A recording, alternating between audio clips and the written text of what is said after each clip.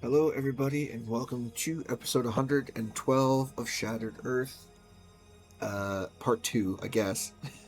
So, Yeah, like a week ago, we tried to record this, and my computer took a shit and decided it didn't want to work anymore and kept crashing during session, so a little bit happened up to the point that we're at right now that was missed. So, in the last session, you guys blew up a bunch of scorpions after traveling underground for a little while. You successfully avoided a nest of angry anglerfish and chose a couple of directions that led you to some stage hazardy areas with brown mold and poison gas, which you successfully avoided. You came to basically a river of sludge with a bunch of oozes in it, and following that river's source, you went up and are now fighting some large fish monster in its den surrounded by a bunch of slimes. And we're kind of one round in, basically. Almost done with one round. So that's where we're starting off here. Grab this. Okay.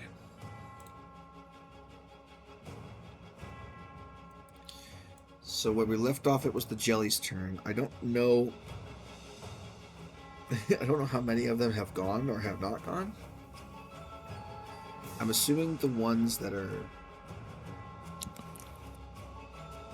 I don't remember. nearest to you are the ones that have moved already.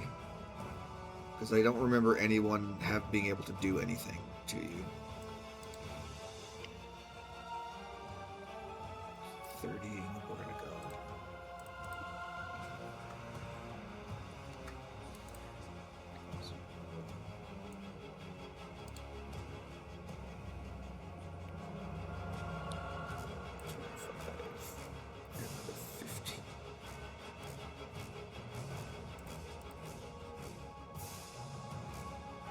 Okay.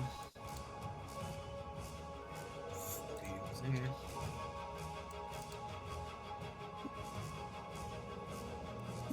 There. 40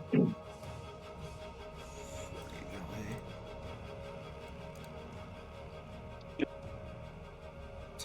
We're on the sea. And then 30 feet up. Go here. 0. I can't go that far. We can go 20 and then move 10 feet across the side. 5, 10. Okay. Alright, so a lot of moving from the jellies, basically. Fuego's turn is up.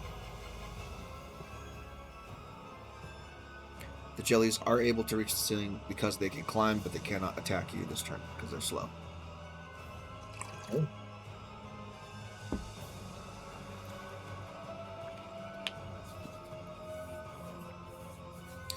In any case, it is Fuego's turn.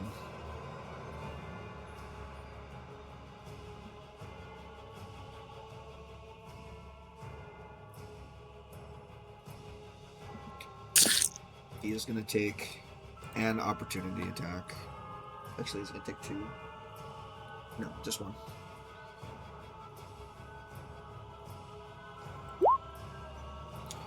The one right here is 15 feet up the wall.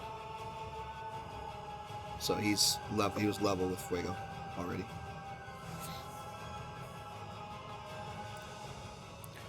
It's only a 7 to hit, so nothing doing. Yes.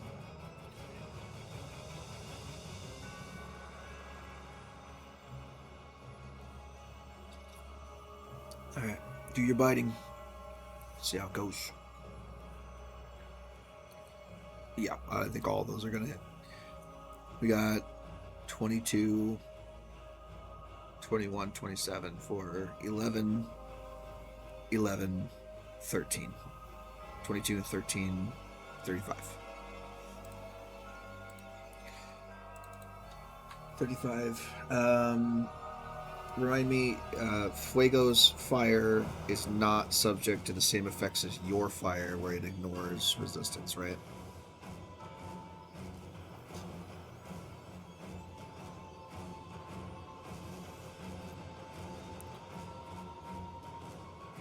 Okay, so having all the fire damage, basically. So we're doing 9 for 18, and 10, 28 total. Okay. Okay, that'll be Fuego's turn.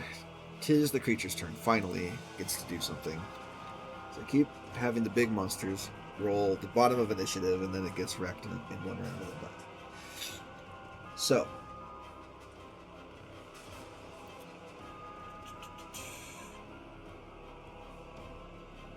at the start of its turn, exposed water within 30 feet of it is befouled. What this means is I'm going to need to roll to see how many more slimes show up. And this guy's slimy. Yes, he's slimy. Just gonna roll a d4. Great, 4. 1, 2, 3, 4.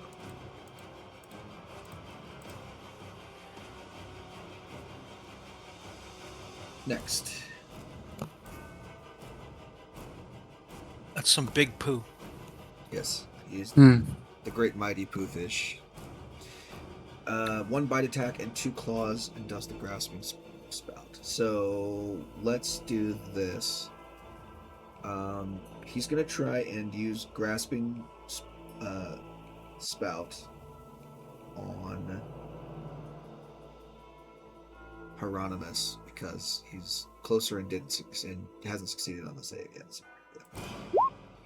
So I need you to make a strength saving throw, please.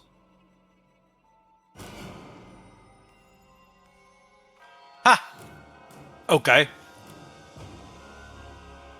This is gonna be ugly. Strength. It's a fail. Oh no. Yeah. So you well, take 24 points of acid damage. You are pulled okay. towards the thing so that you're right next to it.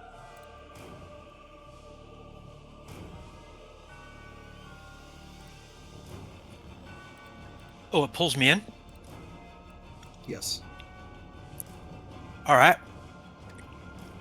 He might regret that.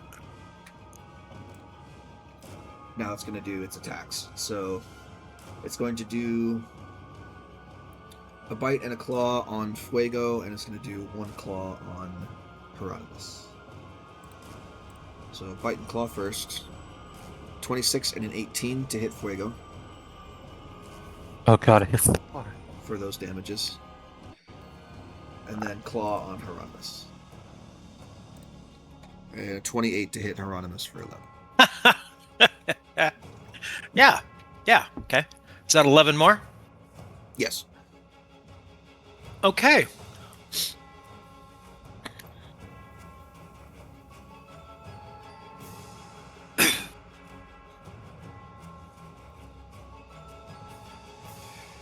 And that is going to be its turn.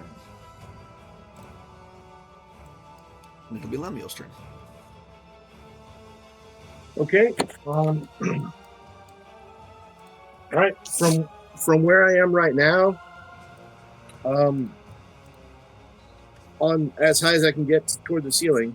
Correct. Am I within reach of any of the creatures? You are currently right next to one of the slimes, which has made its way up the pillar next to you. And Okay. there's one that is 5 feet below you that is also in Okay. range to hit you if you were to move away without disengaging at all. Hmm. Okay.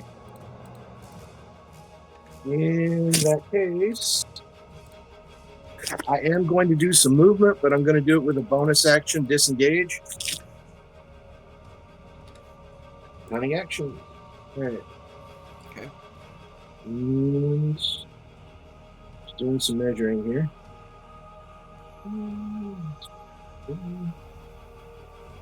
Why is he being dragged by Fuego?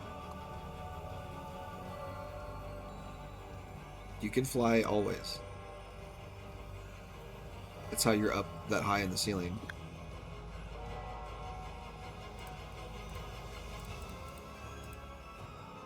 Okay.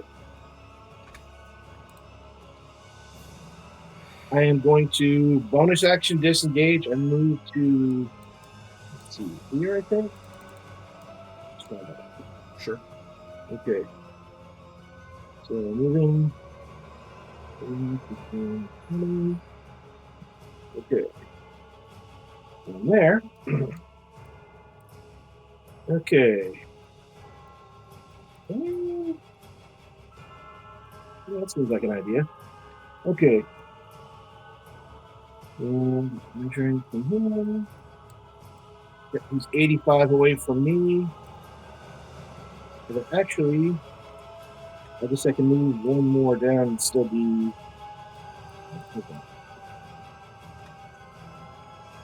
Wait. Okay, so that's good. It's 25 movement. Okay. And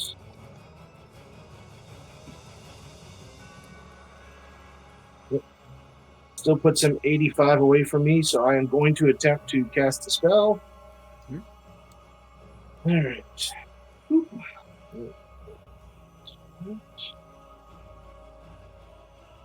All right.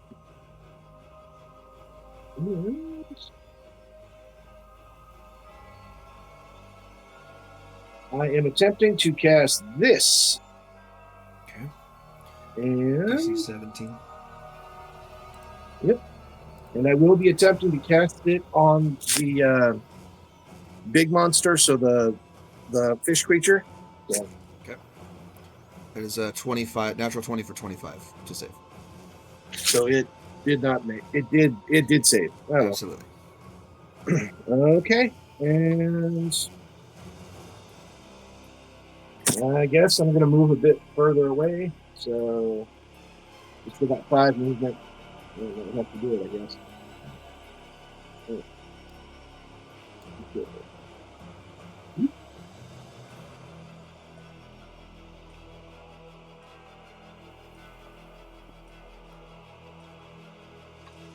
Okay.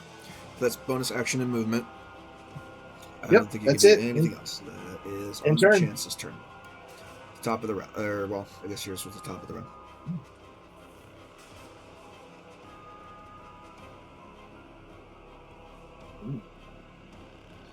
Chance, you currently have 2 jellies within 5 feet of you.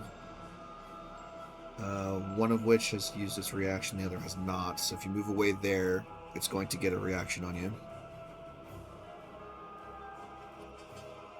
There wasn't chance with.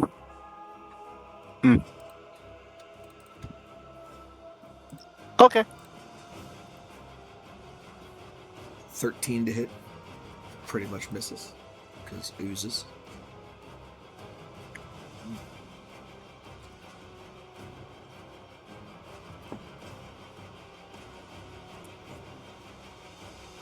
Okay. Give me your targets. Point with your arrow so I know which ones to pick. Oh, all on the fish. Okay, I see. Never mind.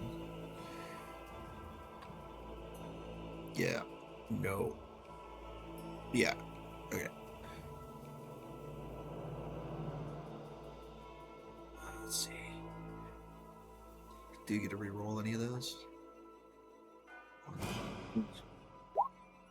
One of them. 2 of them. Huh. Cool, so it didn't matter. I guess we're taking the damage as is. So 14, 10, and 9. 14 and 19, 33.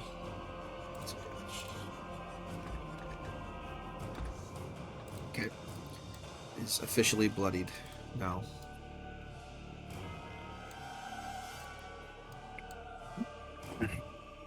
And then give yourself your aura as well. I'm assuming you're doing that as well. And that'll be your turn. Selra is up next. I am poking him with the world's largest toothpick.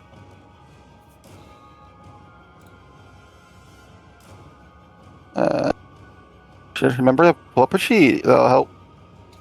I need to adjust people's volume as I go, because some people are going to be louder than others. Yep. Come on, the sheet, the sheet. Thank you.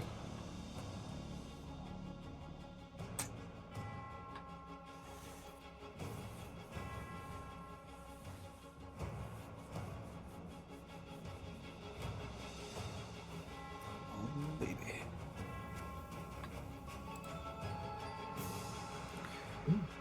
Sure. 20 will hit. 21. Yep. And second smack. This time at advantage.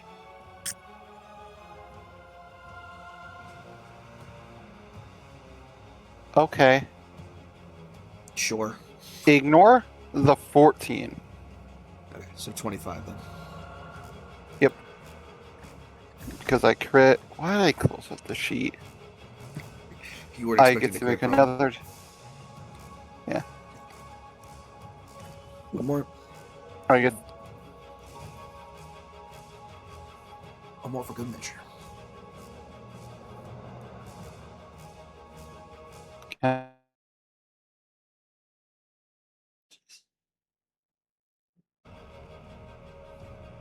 Advantage.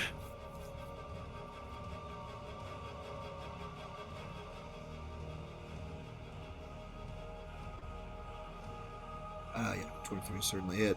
16. Are we ignoring any of that? Probably ignore the 2. 14 points. Okay. Massive amounts of damage. Great. Yep. Hieronymus. Your turn. Am I considered grappled or are my arms free? That is a good question. I'd like to grab my Morning Star. You are not grappled. You are free to move about as you wish. All that the grasping spout does is pull you toward it and do acid damage to you. Okay. All right. Well, grasping Suladak and holding it high above my head, I'm going to use my once a day and decimate all these things around me if I can. Okay. It's a 20-foot radius, so my measurement snapped a corner. I think I can get just about everybody. You're gonna go straight out to the left or right, or up or down. Well, There you go.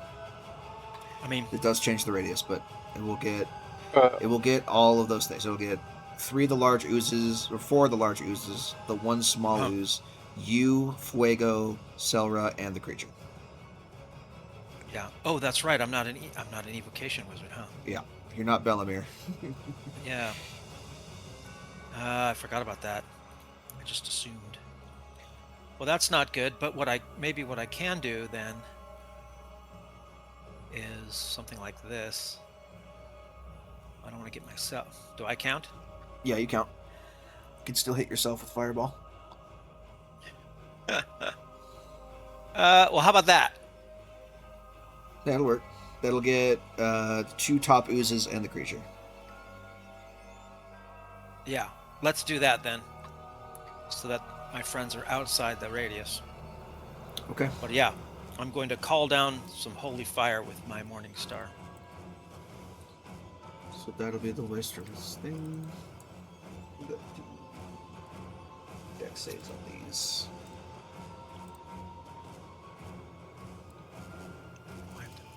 we put the attack in here? Did we not? You have fireball on your spell sheet. -1. Yeah, I think we did. One of the jellies got a -1 to his dexterity. save. Fireball, there it is. Okay, so let me know. Click it now. As a level 3. Believe so. Cool. Okay, good. And then Suladak does it. I think it says on Suladak's description what the DC of the fireball is. You know what? Let me look. On Suladak's description? Yes. Suladak. Hit and DC +6. Is that what you're looking for? That would be what I'm looking for, but I'm looking for the DC of the saving throw. I'm looking for it. +6 doesn't make any sense. Okay. Where do I find it? I'm looking at the description of Suladak and Should be on there. Here, I will do this. maybe I'm looking on the wrong sheet. Looking on my character sheet? Should be on your character sheet in the description of Suladak somewhere. Oh, Jesus.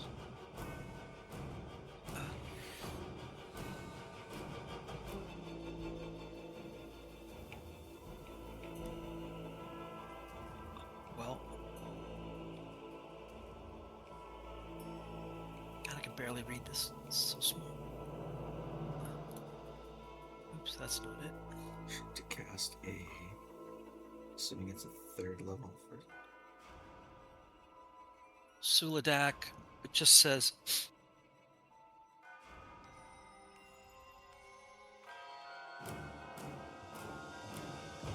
Oh, cannot be grappled or restrained against my will. I guess I wasn't grappled or restrained. It doesn't give me any numbers. What? I'm looking up the artifact rules right now. I was think looking it at, uses yours. Because it doesn't give me a set DC for what you rolled. So I'm assuming it's going to use your spell save DC, which makes things easier. It doesn't say anything in the description that I put in D&D Beyond. Yeah, I'm. So sometimes with magic items, they have their own spell save DC that doesn't use your spell save DC. It uses the items. Right. Maybe I mean, For this, Could the- for the artifacts, it uses yours. It doesn't specify one, so it'll default to yours. Okay. So what does the +6 mean? It's plus 6. I don't know. I have no idea what that is. He has a +3 to hit with it. yeah, as but it far might as be- like it's a +3 mace, or Morningstar rather. Oh, okay. That makes sense. So maybe that's what it ends up being after his proficiency. Oh, right, with his strength plus. Yeah, that makes sense. Never mind. I mean, I don't have that much. I don't have that much strength. That would be why it's +6. Okay, so But at any rate, we got a whatever it does. 18 on the big creature, -1, and a 7 on the small one. So the small ones are definitely going to fail. The other one succeeds. So the jellies are each going to take the full 33.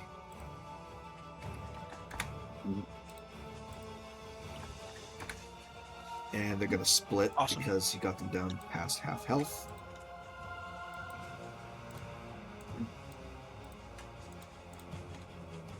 And they're going to have their HP as well. So this is 9 and 9.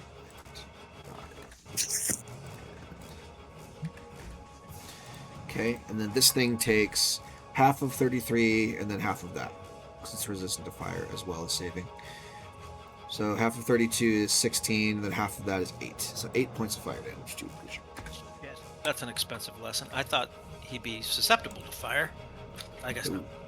Not only is he suffused in water, he is resistant to magic and resistant to fire damage. Oh, great! I'm the perfect guy to attack him then.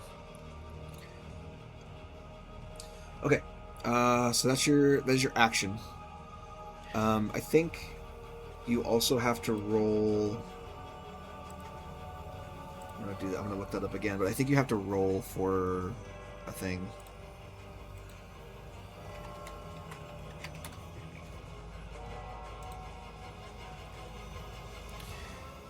Use an action to cast a spell. Roll a d6. Roll a d6.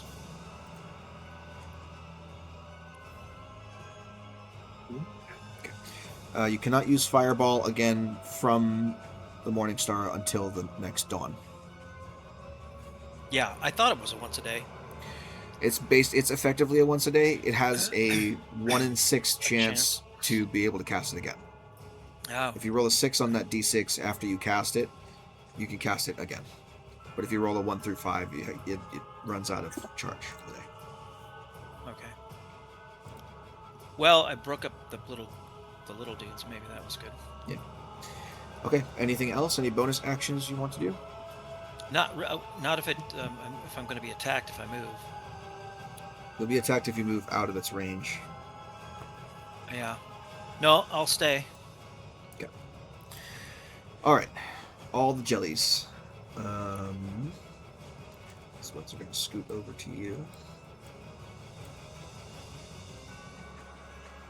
Let's go underneath Fuego. 15. 15, 20. These ones should just be able to reach you. Oh no, you're 10 feet off the ground, not 5 feet. So they can't reach you. They're just they're grasping up at you with the pseudopods, but they can't do anything. This one is up on the ceiling. So it's going to go there. This one's going to go 15, and then another 20 up to the ceiling.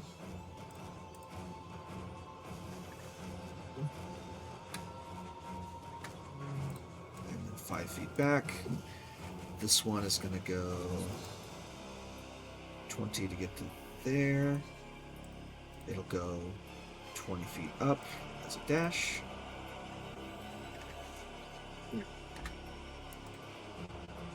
These ones are already at the ceiling. This one's going to go 5 feet up. Excuse me. Gives it 15 feet of movement. It's going to go there. This one's going to go 10 and then another 10. Should get it there. This one's going to go here. It's 10. And it's going to go 10 up. It'll go 20 up. 20 up. And it should have 10 more feet of movement, so it's going to go 5, 10. So it's going to go 5, 10, 20 up. Slime's climbing the walls to get to you guys. This one is going to go 10 up. 10 over, 5, 10. It's going to dash to go 15 to there. This one is going to go 5 up.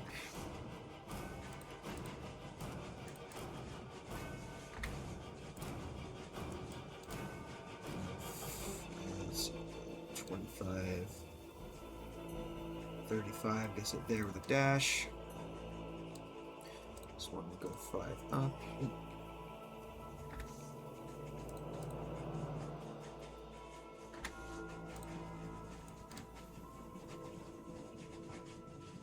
And 30 feet over that way with a dash. Okay. So a lot of these can't do anything this turn, but 3 of them can. So we're going to do pseudopod attacks on Selra. 1 on Selra, 2 on Chance. So we'll do the 1 on Selra first. The 2 on Chance. 10 to hit Selra, 18, and a natural 20 to hit Chance. The one time these roll good. Both on the squishy character. Always. So it's a total of 27, 38. 38 points of acid damage if both of those hit you and you have nothing else to do about them. And then it'll be Fuego's turn.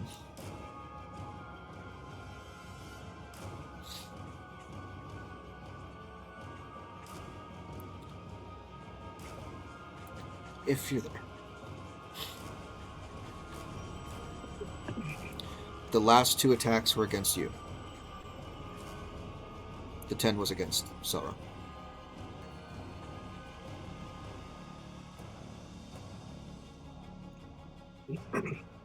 Okay.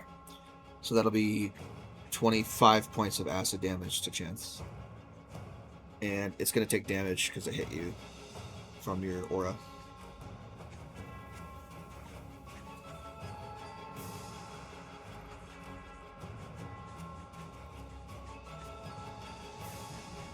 Right.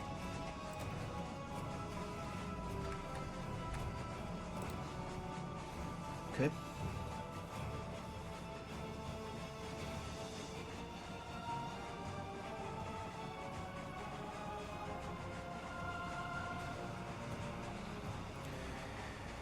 This is all on Big Boy, right? Bite the fish. 25.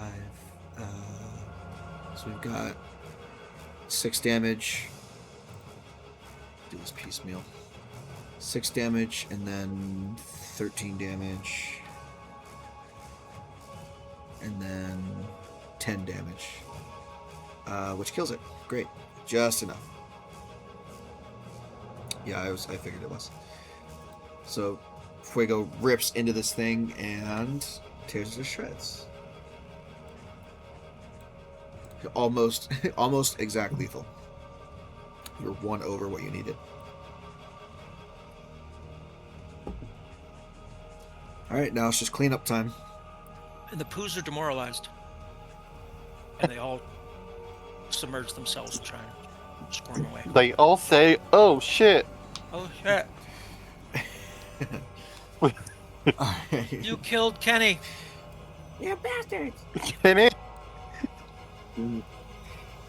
He would be named Kenny too. Alright, Lemmy. You got 2 poos Yep. following you along the ceiling. Yep. It's a pretty resilient poo. It is. Hmm. Thinking. Yep. Well, I guess I can see how much they want to follow me. So I'm up above the ceiling, so I will attempt to, I guess, bonus action disengage and move this way. Let's see what they do.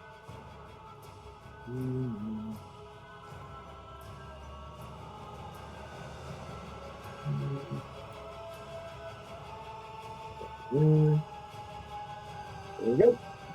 Okay. Move 30 to there. And let's see. And I guess.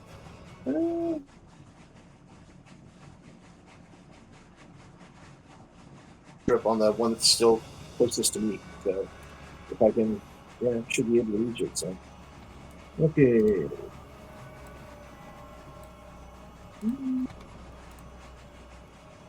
Let's roll. I wonder what this does. You know what? Yeah, that is not a bad idea. I'll do that. Sure. All right. The one Ranged closest to you. attack. Yeah, this one here. This guy. You can. I don't know if it can. All right. But yeah, the closest one to me, that guy. Yeah, I got you. There we go. All right. Rolling it. If this doesn't hit, I will be very surprised. Yeah, me too.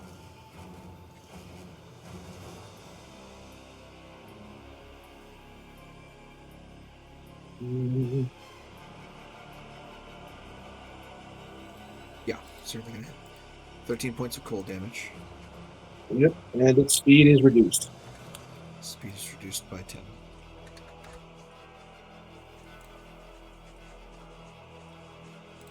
Put that on there to remind me.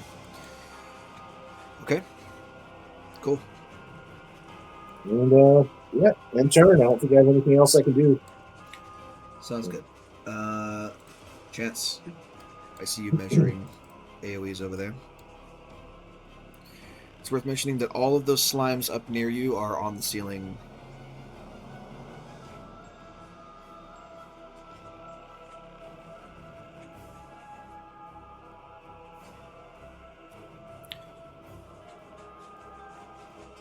Does not. As long as you pick your spots well.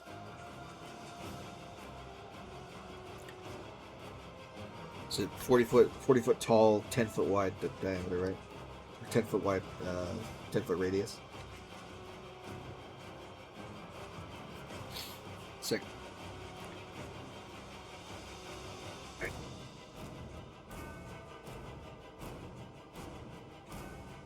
Pretty sure get all sorts.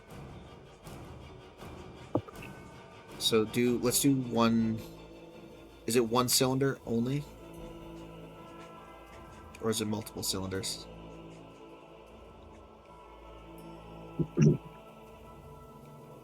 Each creature a 10 foot radius 45. Okay. Give me the radius of the cylinder again. I wasn't paying attention. Okay, so those 4. Okay, gotcha. Well, I can tell you right now that this one and this one are dead. There's no way they can save. So that's just down to the other 2, and it is a dexterity saving throw for the other 2, so it's not going to be very good. Yeah, 3 and a 4. So go ahead and roll damage. Oh, you did. Fantastic. 20 fire and 13 radiant. Total of 33. Okay. I'm just going to separate this now because we're going to split.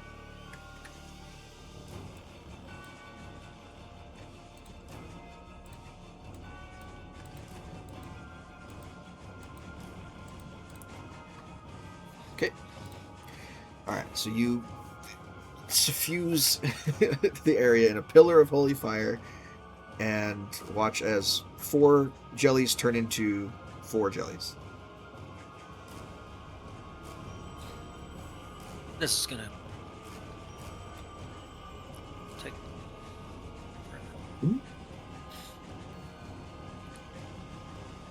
That one there will have a reaction, yes.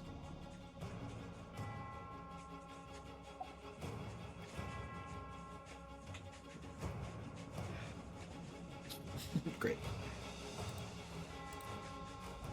7 to hit. I assume that's nothing.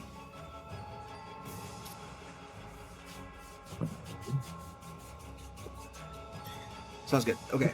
Selra. I poked the guy next to me.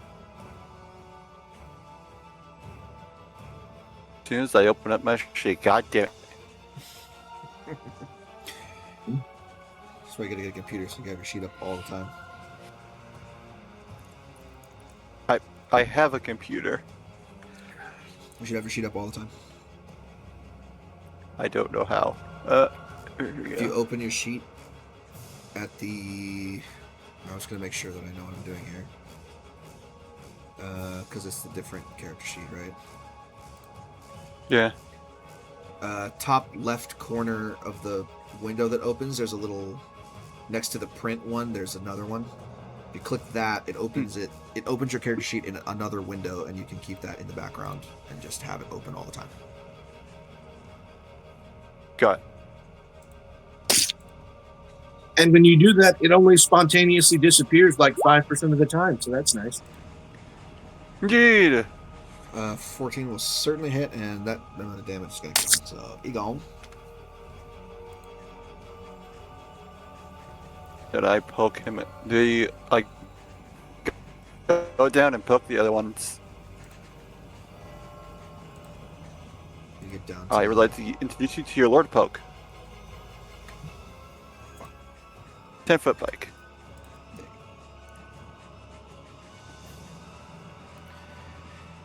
Sure. Which of those 2 are you poking? The north one or the south one? You can go north the 8. Oh, the top. This one. That one is going to die. And I poked the south one as well. This is the most I've ever seen somebody use a pike. I know. This pike has been the bane of my existence. It's like a +1 pike in the hands of a barbarian does so much fucking damage for no reason. Yeah, I don't care what the damage ends up being. It's 9 hit points left, so it's gone.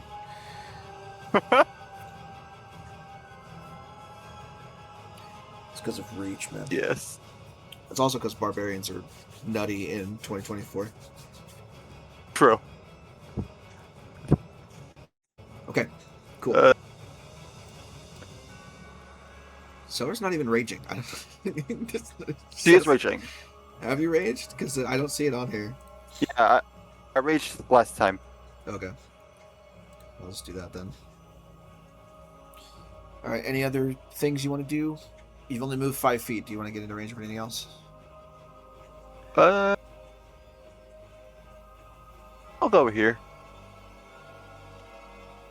Okay. Hieronymus, you are up. All right, and these I'm not particularly close to anything, right? I'm not being threatened. I'm above them in the air. Correct. These are essentially at water level. You're 5 feet out of their reach currently. Yeah. Okay. That's fine with me. Yeah, I don't have a lot of. If I didn't have a ghost captain fighter set up as my backup character for my Sunday game, I would absolutely run a barbarian.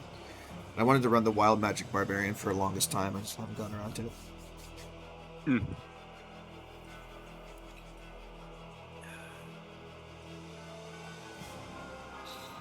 Well, I mean, do we want to attack the bigger ones because they're going to break up into little ones, or The bigger ones. because they're going to be at half the hit points and they have negative dexterity? And...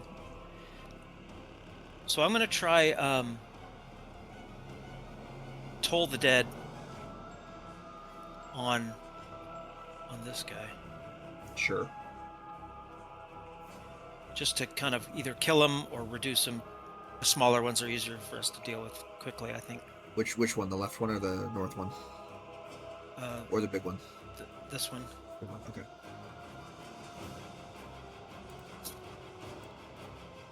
Succeed on a wisdom saving throw, so I figure I it's would an 8. do that. It has the same.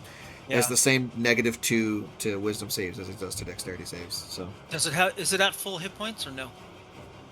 that one is. That one hasn't been touched yet. Okay, so 3d8 necrotic is what it says here. Well, roll the. Yeah, roll the thing. Just roll the attack. Yeah, it should populate with It should both automatically. halves of it.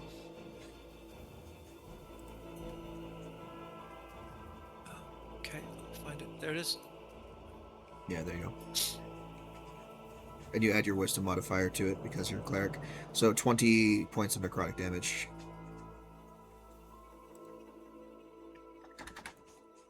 Yeah, good. I don't know if that's enough or what, but Almost. You needed. You needed six more points to split it. whatever it is. I mean, I'll do it. I'm doing what I can. Still 20 points of damage. No, Still is anybody? crazy. Nobody's really close to death right now. A lot of the enemies are close to death. A lot of the small ones No, only have 9 hit points we're left. doing but okay. The party's okay. We've taken some damage, but Chances. I think I got the worst of it. chances at 43% 43% of what? health. Okay. So once we clean this up, I'll heal us. I don't know if I need to heal anybody right now. I don't know that they do that much damage. You could also, like, if you guys, play your cards right and stay out of range of the jellies, you could just short rest after this if you want. Yeah, I mean, I think we're gonna eventually, we're not gonna lose this fight. I don't think right now. So. I would be very surprised if you did. I don't think anyone has a possibility of losing this. It's just a question of how much resources you're planning to spend on killing the rest of these.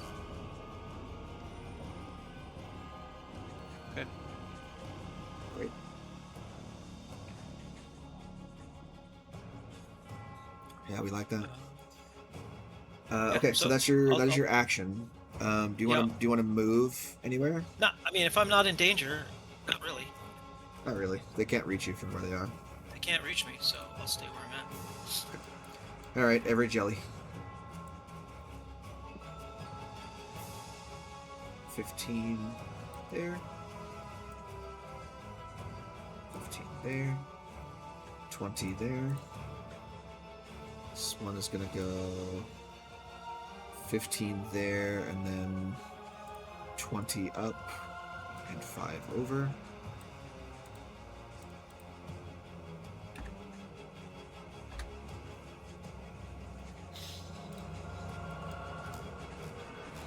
These ones are going to move 15, 20, 25, and then 15 up.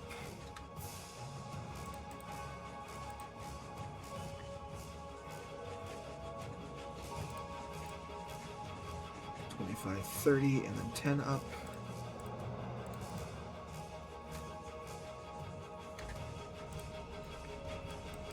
Okay.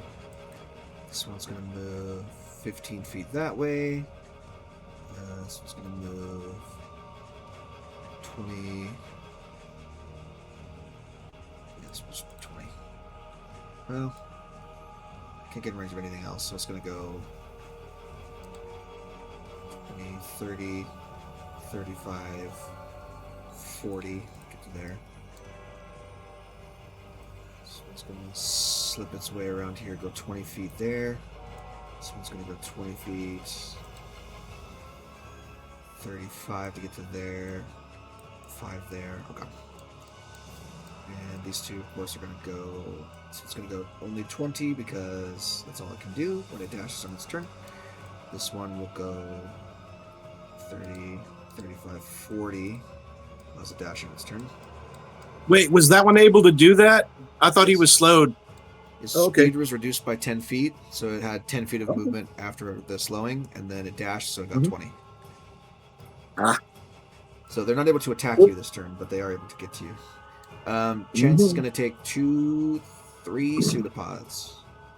And Selra is going to take none because they can't reach that far. Okay. So just Chance is getting attacked here. 2, 3. 2 20s and a natural 1.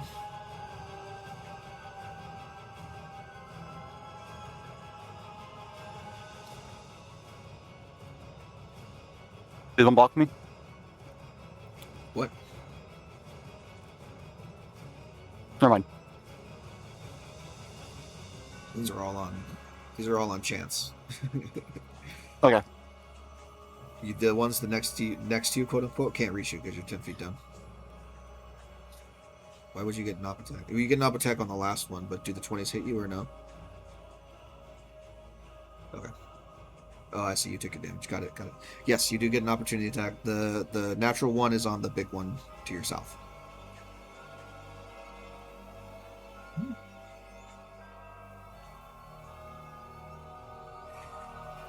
Yeah. You have short sword, sure. It's piercing damage. Yeah, it's piercing damage.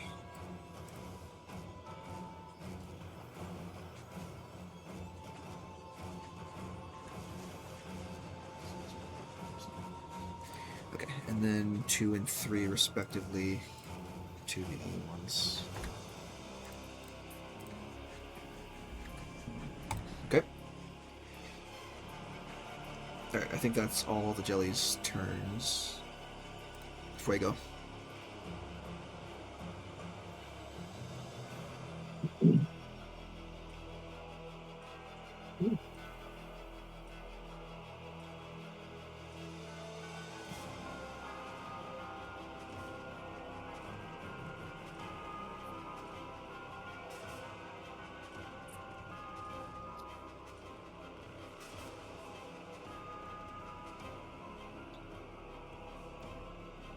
This is on the one closest to him,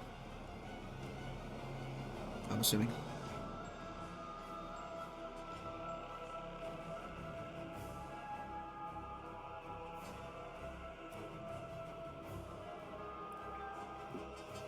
Natural 1 might be a problem. Ooh, boy. 23 to hit for 8 points of acid on the natural one, and then the 22 and 24. These things are not resistant or immune to fire, so it's going to be full damage. 14 and 16 is 30.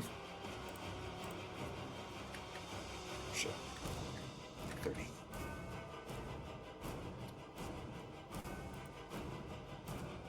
It's meant to not be a lot.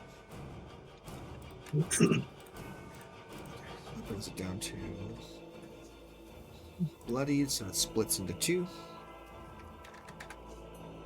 And 2 points are halved for each one.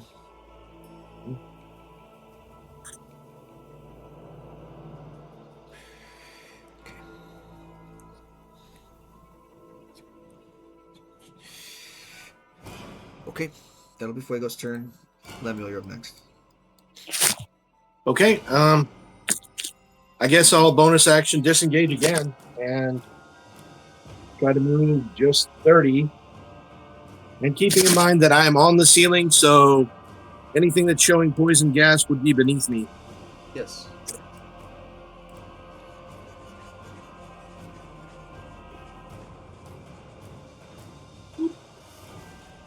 All right.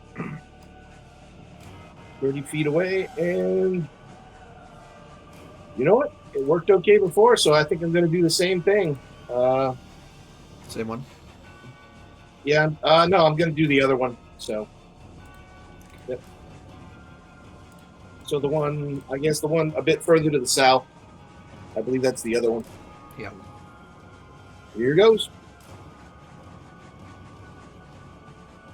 Oh, Nice. wow. 24 points of cold damage on that natural 20. Neat. And enter. Sick. Chance.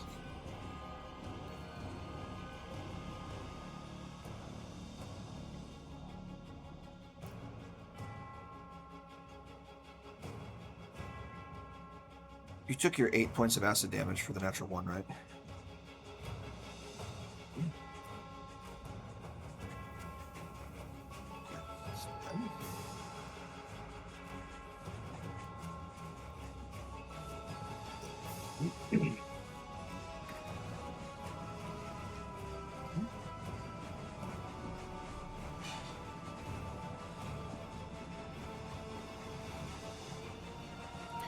So now we're in a little bit of danger territory here. What do you got for me?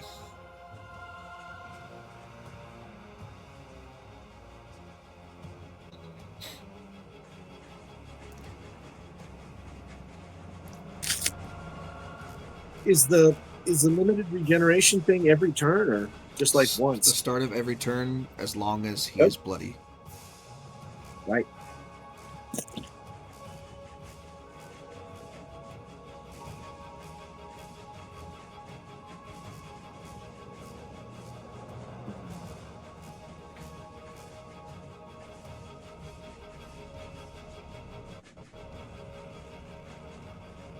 Cool.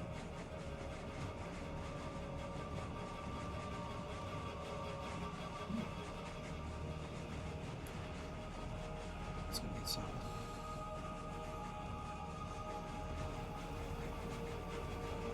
There you go. That'll get 4 of them. That'll kill 4 of them. I'm assuming your fireball is going to do more than 14 points of damage. You jinxed it. It's gonna do 13 now. I know, right? Technically, it's possible for Fireball to only do 8 points of damage, but since he can reroll ones, it's almost impossible. God would have to say F you in the most special way possible. Exactly.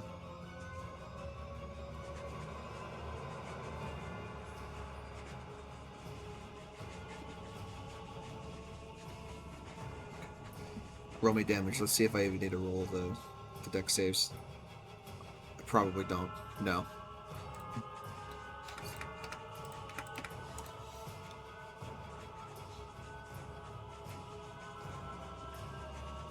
Don't even need to worry about it.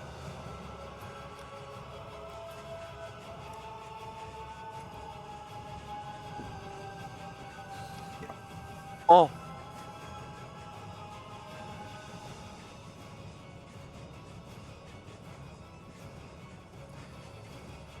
Okay.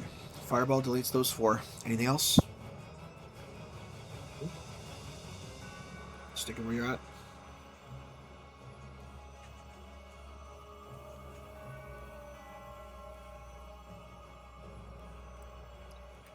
I would assume we're not risking opportunity attacks here, so Sarah, go ahead.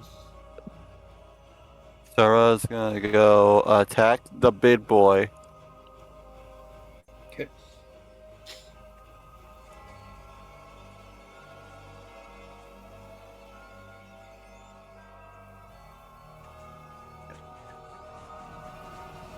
Right. Oh, use the sheet that you opened up, Boom.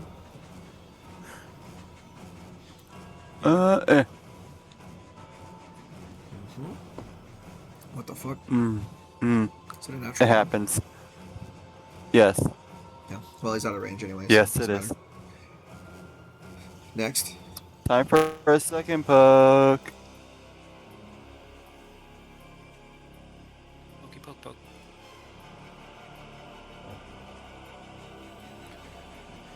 Sure. So 28 stand. Ignore the 10. So 18. So 18. Okay. That will. And bloody it, bonus so- action. Hold on. Yep. It's got to split now because you bloodied it. And then it goes down to 12 each. Okay.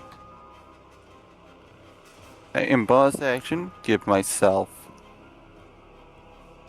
10 temporary HP from the cloak.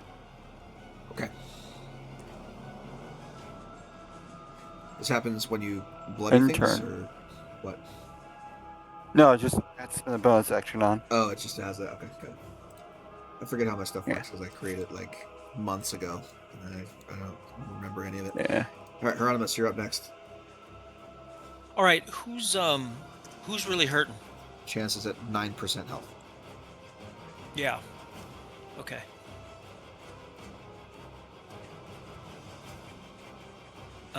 That's what we're gonna do. Let me just think about. Nope.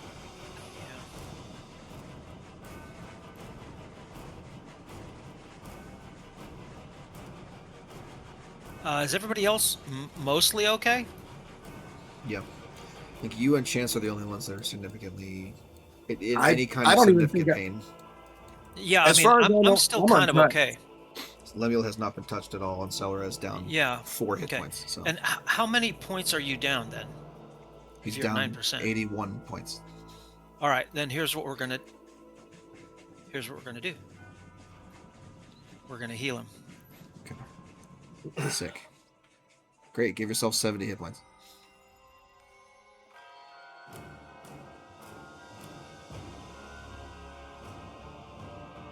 And that is my 6th level spell for now. Certainly works. Well spent. Yeah, that was the major deficit we were facing. I think was just that healing. You don't need me to do a ton of damage. You know, you guys are the damage dealers anyway. So let's keep the damage dealers alive. And he's staying put. Yeah. I mean, I don't see any reason to move anywhere, Good. so I'll stay there. All the jellies.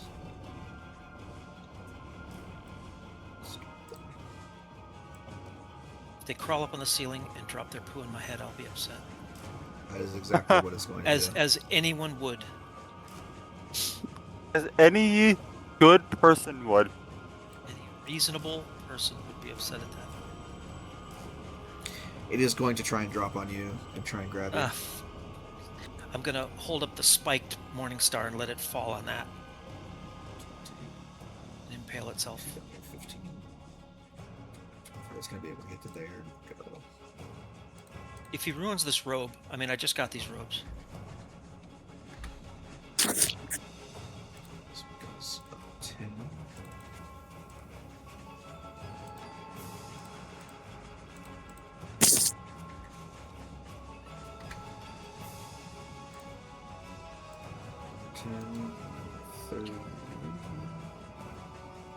Do that.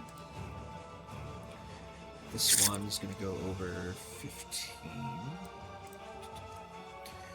Okay. This one's going to dash. It's going to go 20.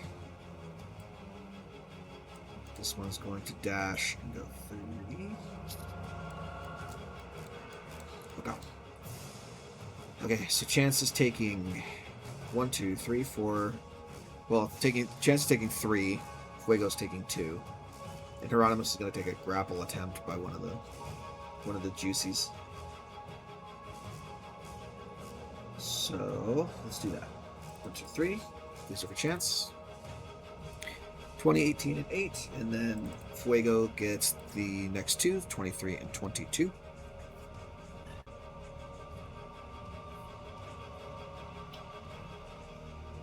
Okay. What's that put it up to? 21. So that makes all 3 of those hit for you, and then 23 and 22 will hit Fuego.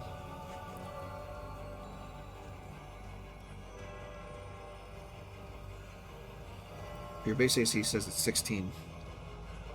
Me? You're talking to me? No, Chance's base AC says 16. So you should Yeah, go. I mean, mine's the same. So No, shield would be +5. So the only 2 that are hit are going to hit Fuego, unless you can do something about it. So that'll be a total of 23 points of acid damage. And then we're going to do the drop down. So let me look up grapple real quick just for funsies.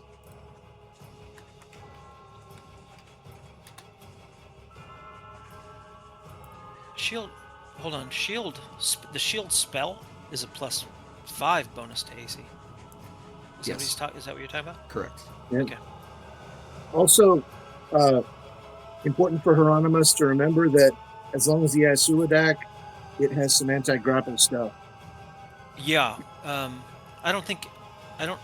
Yeah, I've been looking for the symbol for grapple. That's why I asked Garrett about grappling restraining when I got pulled in. But I wasn't grappled or restrained. I had some free movement. It just... Correct.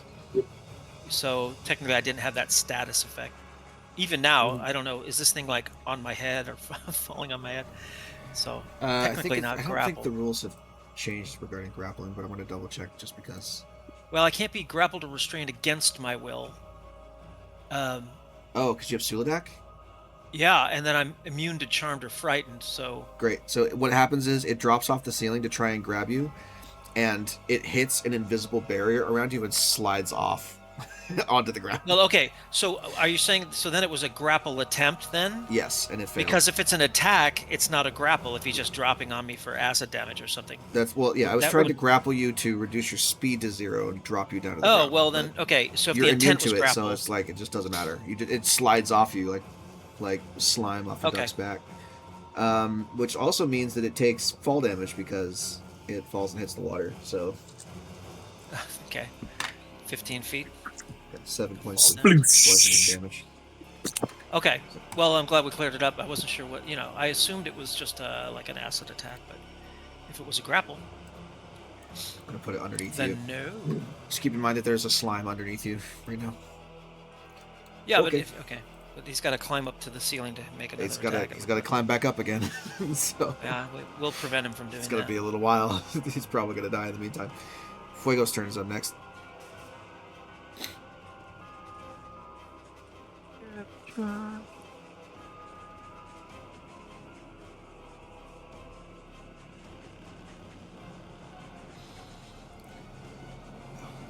His mouth is just an inferno. No tongue.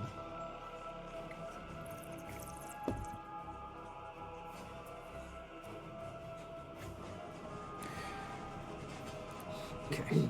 The small one dies immediately. So, goodbye.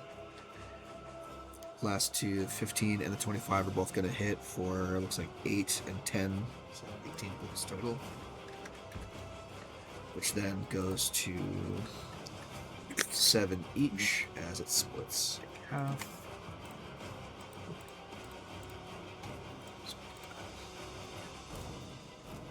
Okay. Back to the human kite. What do we got, Lemmy? Yeah, well, okay. How many feet above the floor am I in this room? Is it 20 feet up? It's like 15. Okay, 15 up. According to the bubbles So I have on your token, it says 15. okay. So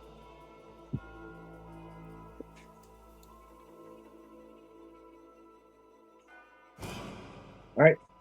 If I move 15 to here, am I still above the area where the gas is, or am I just out of the edge of it?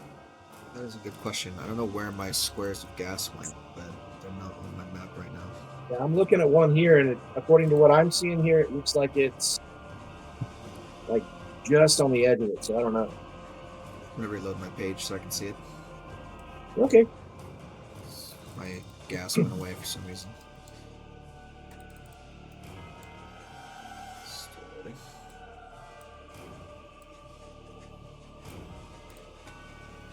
Because I know there were earlier areas that we burned off, but I think these here closer to the water we just went over, from what I remember.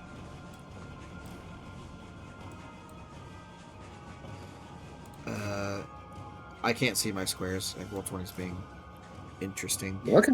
So what I can tell you is that if I select it, I can still see like the box around the selection. So it Yeah. looks like you're just in the corner of the poison, as far as I can tell. I can't tell if you're right above the purple square or not. Only Okay, if you can see it, then you can tell me, because I can't see any purple squares where you're at. Yeah, it looks like I'd be like just barely touching the corner. So yeah, I guess I'd call it that. So Okay. all right. So we'll go with that then. The one of them is going to get an opportunity attack on you, by the way, unless you're disengaged. Yeah, I'm gonna bonus action disengage. Yeah. And then I am going to descend 15 feet to the floor. So that'll put me just on the edge of like basically like one of the southwest squares, I guess, of the gas. In the square or just outside the square? Just outside the square is what it looks like here. So, Okay, so but I'm still touching it. You're going down to the floor then. You're not flying anymore. That's what that means. At the moment, I'm descending to the floor. I'm not turning the flying speed off. I'm just yeah, I know. I'm just saying to go 15 feet down, your feet are touching ground now. That's what I'm saying. Yep, that's the idea. Okay. And if I need to roll anything about the gas, let me know. No, I mean if you're outside of a purple square, then you're fine. Go Okay. ahead and do what. Yeah, still have an action left if you want to use it. Yep.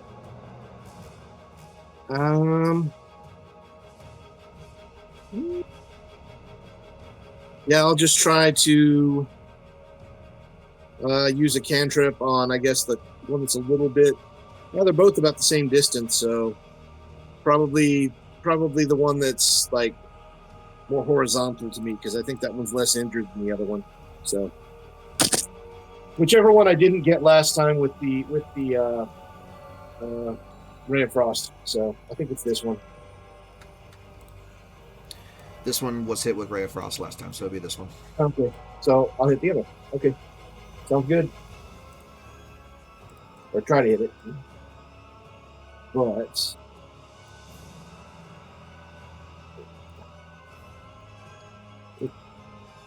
here goes. Seems to be working pretty good so far, so here goes. All right. Oh, Now that time. Jeez. Damn. missed that Ray one. of Frost is, I think, a cursed spell. In the other game we were playing, every time we tried Ray of Frost, it failed spectacularly. Well, Don't know why that is. Yeah, it's a miracle I got a turn. natural 20 with it, to be honest with you. Yeah. Well, Oh, I It's- mean, yeah. it's one I'm of just my saying.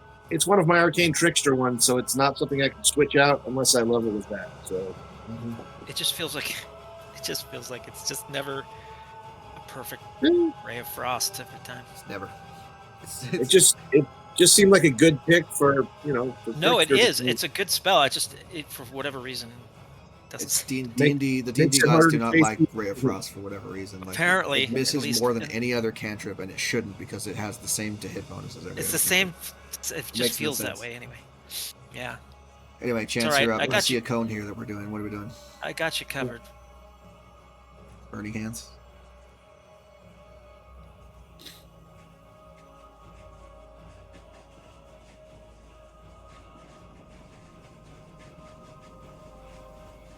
Sick.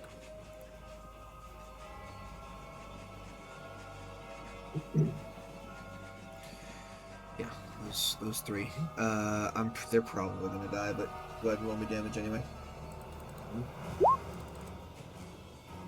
Good, a 0. Oh my god, one actually saved. 17.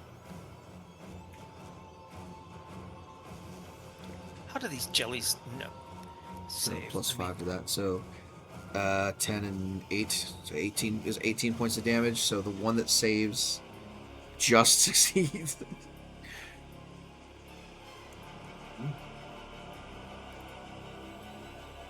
Oh no, it is plus 5. Yeah, it is 19 damage. So, I mean, either way. The ones that don't succeed are going to die. So that's this one and this one. And then even the one that does succeed takes 9 points of damage, which is exactly the amount it had. So it's gone. Funny.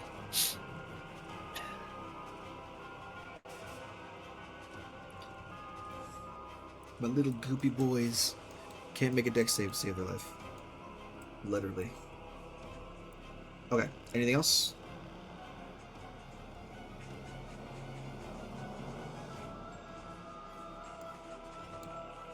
Great. Selra. You got 2 jellies, Hoppity. three jellies within poking distance. Haha! I Poke, cast. pike poke. Oh. Where did my sheet go? So How good. could she?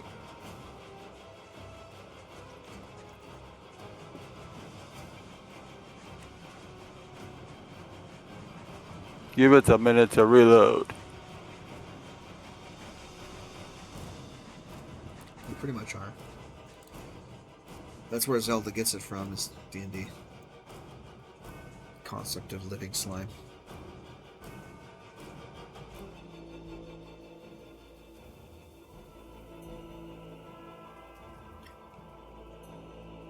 For the longest time, I've wanted to make an ooze-centric campaign, but I don't know that it would be any amount of interesting at all. It'd be a good one-off I guess so. to just. It would Oh. be. The top. I was You thinking could like have the ooze, like a the like ooze a. mother in the egg chamber. I was Everybody has thinking to like kill the ooze. there's like just a tide of ooze that's slowly suffusing the planet to the point where there's like entire regions just covered in slimes. Oh, I was thinking like local lord will pay adventurers to descend into, a family catacombs which have been flooded with seawater, and now all these jellies are in there. I was thinking something like a one-off, just a sort of hired hand. I mean, You know, could. clear They're the pretty rats much out only from the good for cellar one-offs. mission. You know, are But we all the- familiar the- with the the clear oozes the are- rats out from the cellar mission Yeah, of course. Yes. in every fantasy video game? The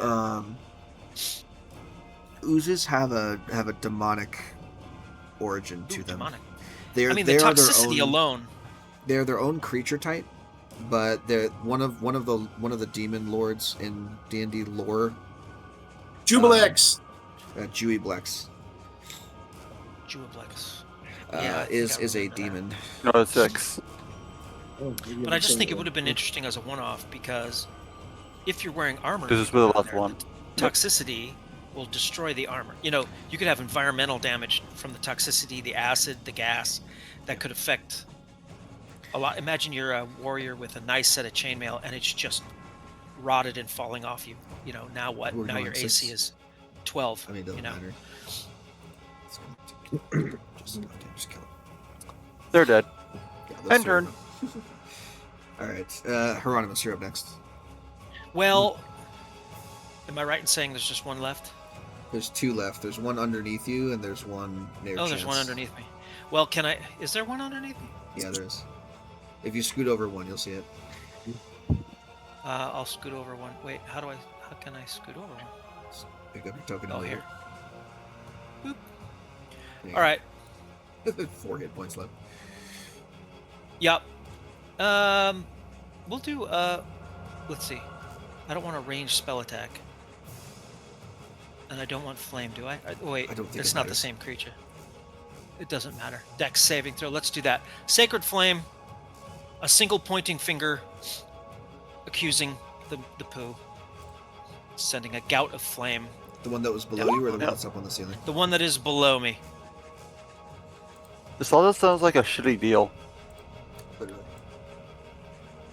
He tried to fall on my face.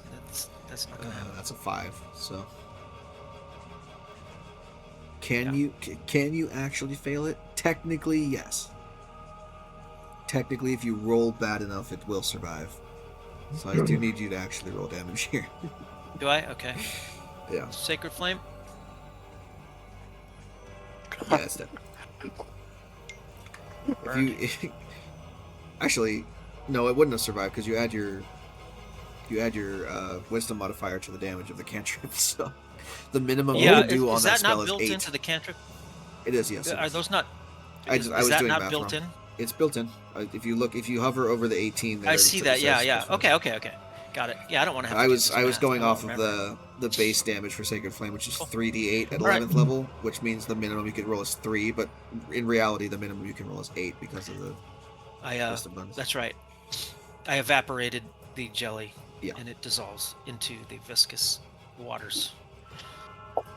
Okay. Okay, and I will hover triumphantly in the midair. Well, the jelly's gonna get one more smack on chance, I guess, and then these two are gonna go over here.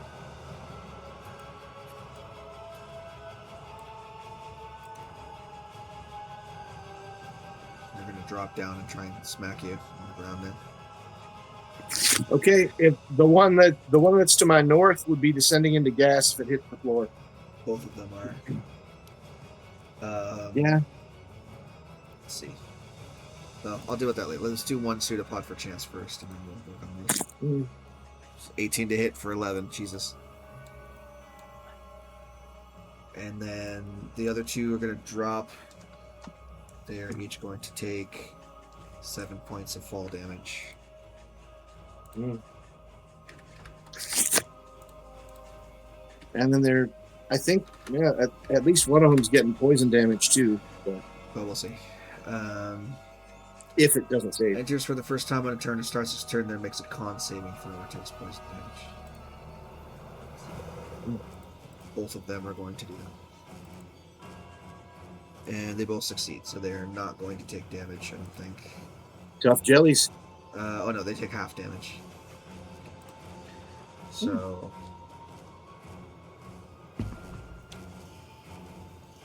they take 1 point of poison damage each. Well, that's something.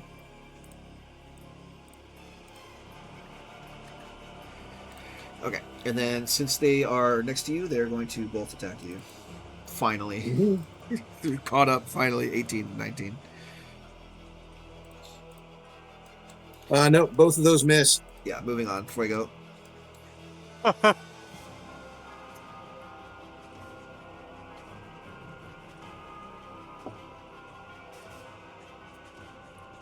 All of those are going to hit. It's even the 10. Well, it only has 12 hit points left, so I'm assuming between the two it's just going to die. So we're just going to get played it. I don't think I need to count. Okay. Do you want to move any more, or are you good there?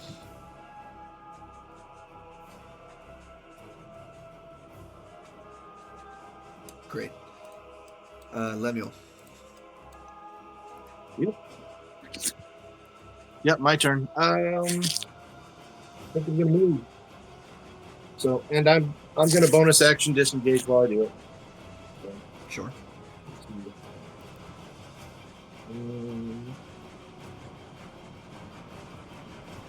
This one? 10. And then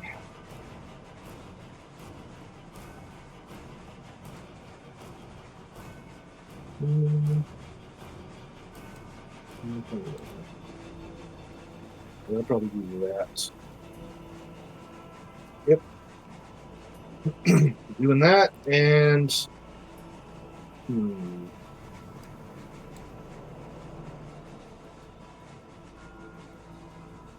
you know what? While I'm here, I'm just going to attempt to make a just standard weapon attack against the closest one to me, and I'm going to use the two-bird sling. So Sure. Oh, you know what? This one should have split.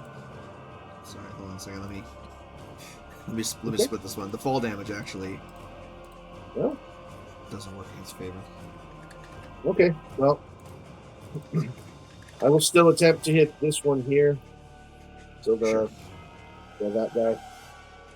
And there we go.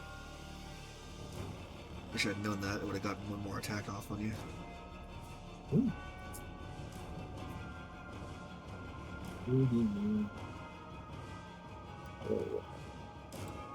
There it is. Okay, 2 birds there. Oh, Sure. okay. That'll be 9 bludgeoning damage to this one if it hits. And because it hit, I get to roll on another target within 5 feet of that. So I think this one here is within 5 of him. So blink, Sure. blink. So making another roll on that one. The big one is left. Sounds good. All right.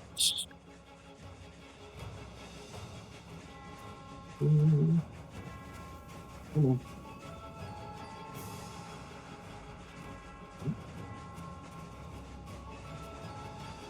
Sure. Okay. 6 points of damage. And 6 on that one. And I think that's end turn. So, well, we split.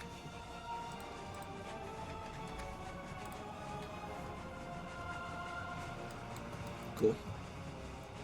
And at least what I'm seeing here is of the 3 that are there, or of the 4 that are there, the southmost one is actually out of the gas, Yes. as I am. But the other 3 are I currently reloaded in the again, gas. and now I can see squares.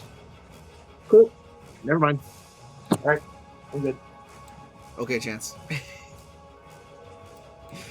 You're free. Here's what I'm going to do. Because if you're ever more than 60 feet away from these things, they just lose track of you because they're flying beyond 60 feet.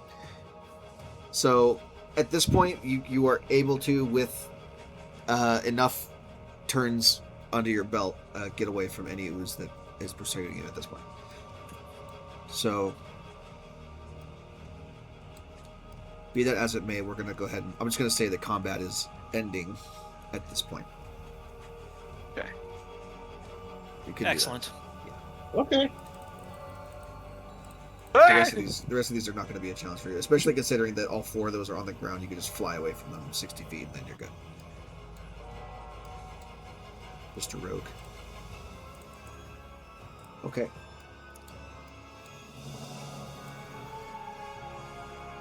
Cool. Where is Lemuel? He's downstream and around a corner. Yep. I was trying to use the gas to help knock him out in this area over here. Got it.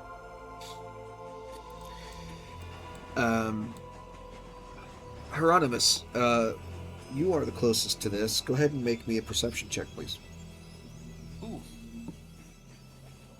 Perception, which is wisdom, so this is as good as it's going to get for me. Sure. Outstanding. Um, I've So you- perceived something, everyone. with the death of the fish creature, the source of the waterfalls is beginning to slowly take over the river of sludge. And with that, the water becomes just a little bit more clear, and you catch a glint of some item underneath, at the base of the waterfall, underneath the water. Underneath. Uh-oh. What happened? At the base of the waterfall, underneath the water. Okay, and the base of the waterfall is kind of where I'm at here? Yeah. This is where the waterfall is? Okay. Well, now that it's clear, how deep is this water? We don't know, do we? You haven't been in it yet? Is anybody in the water? I mean, is there... No, I'm flying over it, and also because of the nature of this place, anybody can swim fly at half speed. So Right. That's right. I keep forgetting that. Well, okay. I'm just thinking. I don't want to. Well, Spam of prestidigitation. It's very funny. I guess I don't want to just get off the flying carpet and sink to the bottom like a stone. But Okay, I will. Well, I think I what I'll can- do is I'll point it out. I don't think he Yeah. particularly wants could- to. I could try I think- reaching it with the cantrip I've got. So let me post that up. Yeah, I don't think I have a magic hand or I do. anything like that. But I'll point it out. I'll say, hey, my friends, I see something glowing under the water. Now that creature is gone, the water is clearer, and there's something glowing, something sparkly under there. Can anyone Okay, I'll get it. see it? I got a way to do that without having to dive into slightly still ooky water. If Yeah, maybe. I don't have anything to. You can so try. grab. I'm going to need a Constitution saving throw from you. If you're done. Okay, so- so Okay. do it the hard way. Barbarians. 19. Of course, I can Just, heal you if you're hurt. you are immune to foul water for 24 hours. Hooray! Yay! Oh. Okay. Does that mean you can drink it? Technically, yes. Oh yeah. Stellar has probably drinking worse.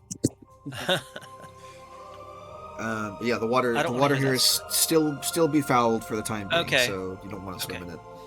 I don't really want to, but if they want to, like here, I'm not going to do it. But if you get it, I'll heal you if you're hurt. I'm already getting the thing. Cool. Okay, so down there, you're gonna find actually a number of things. You're gonna find 1, Awesome. 2, 3, 4, 5, 8, 9. 9 things. Ooh. In a kind of a little treasure trove that it had down there under the waterfall. You're gonna find a metal decanter. You're gonna find a pouch, a small leather pouch. You're gonna find a small metal box. And you're gonna find 2 mystery potions. 3 mystery potions. Okay.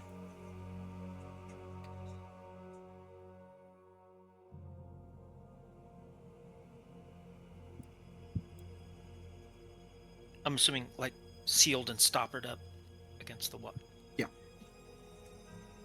Not befouled. Okay. That's 6 things. So some of them are multiples inside of containers. So Okay, so that's the inventory of the items when so far. when you exit the water and get to a place where you want to check them, I'll tell you what's inside the containers. Yeah, let's think about that. Let's think about that. I'd like to get the foul fumes out of these clothes. Do they have? I don't have a purify Chance clothing has- spell, but boy, Chance has casted Purify Clothing on all of you at this point. yeah. I'm just saying. You want to fly around a little more and try and find a way. What were we doing? We were just working our way through the cave to get back to the surface. You're headed toward a particular direction. You're making your way through the cave in that direction. Yeah. Okay. But Selra is this was feeling- kind of a dead end, was it not? So Yeah, I don't think we can go up where the water is coming from. So Correct. heading just generally south. The weight of the waterfall on you will make it so that you can't swim all the way up it. Mhm. Unless you have a massive strength score and swim speed at the same time.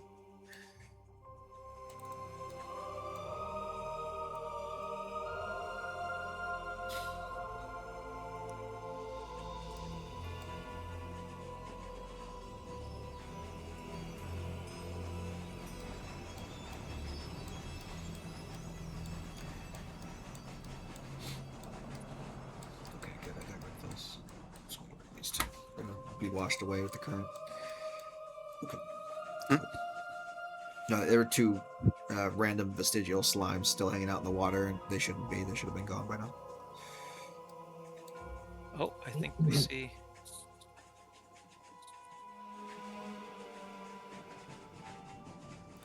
Maybe a place to rest. That looks like a little fire pit, actually, on the map.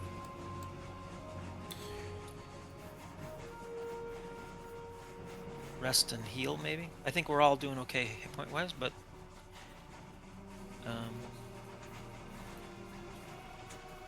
I wound up using, I think, only 2 slots worth of spells. So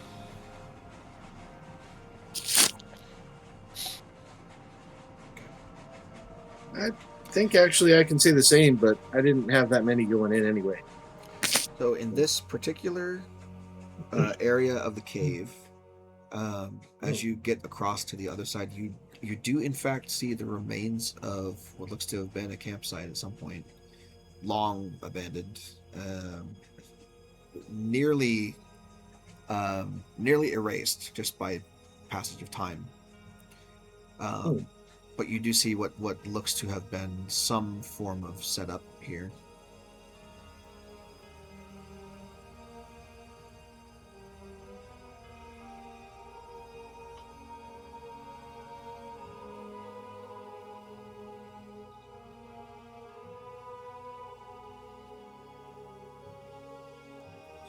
Gotta see how long maybe it's been here. There's anything about the date? You can make me I guess Could that be survival? yeah, it would be a survival check for sure. Oh, I have the rage bonus. That's a. Sheets. I believe that'd be a +9. So, a 23. On a 23, this campsite is years old. It's just that not very much has disturbed it in that time. You can see basically the only thing that denotes that it's a campsite is like some scraps of burlap and a circle that was probably a fire pit at some point. But a lot of it has been shifted or moved and disturbed over time by creatures moving through the cave. So it's hard to even tell. The only reason I gave it to you in the first place is because a lot of you have good perception. So you're able to pick out that, like, hey, there was some intentional something to this place, and it looks like there was maybe a fire set up here at some point. But apart from that, you're not going to find anything else. Okay. Got it. All right. Well, in that case, if somebody used it before for a spot to rest, I'm okay with doing the same, at least for a little while. Like, does anybody else want to? I don't know if it's late enough in the day that we can take a longer rest. I think we can do a short one, though. Oh, that's a good point. I'm not sure exactly what time you got here. I think it was like you got to this place in half a day, and you spent about an hour here, almost an hour, wandering around. Yeah, because the spell would probably be over in a few minutes, I would guess. Yeah.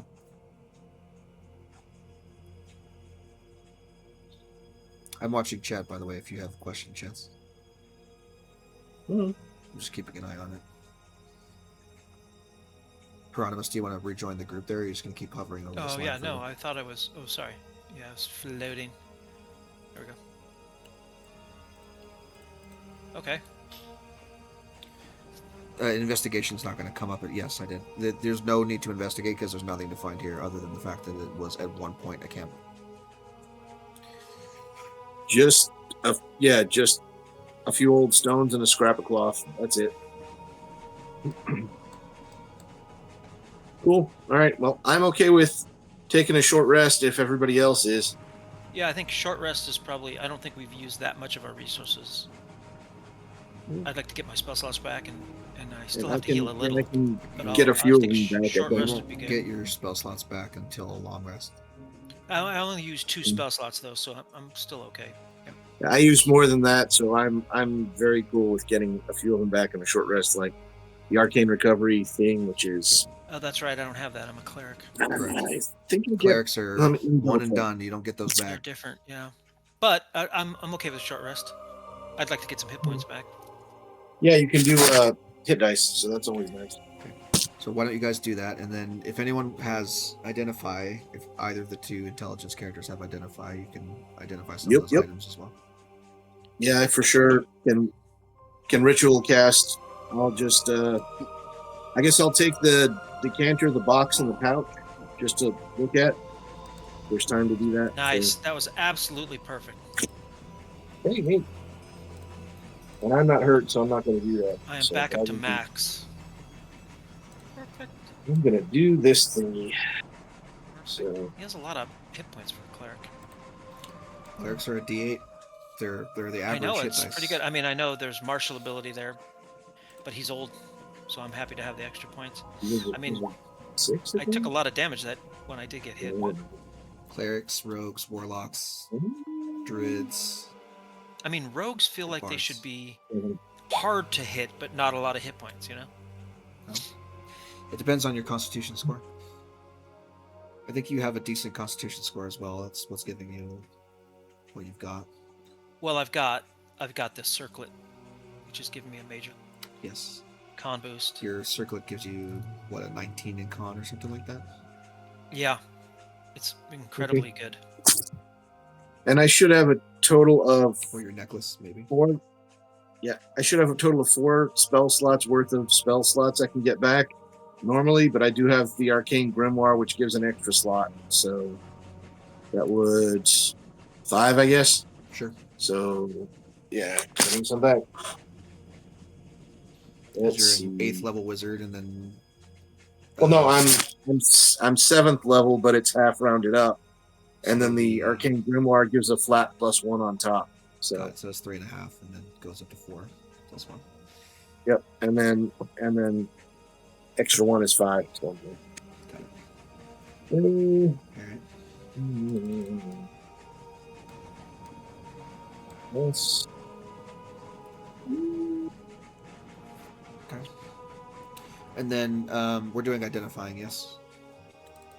Yep, don't yep. have Just that. ritual casting, identify. If I'm able to, I'd like to just do the decanter, the metal box, and the pouch. If someone else wants to take the potions, more I power don't to have you. an identify spell. Oh, I have, but uh, I don't think, unless Chance has one, I don't think we. I think Chance do that. does. Maybe not.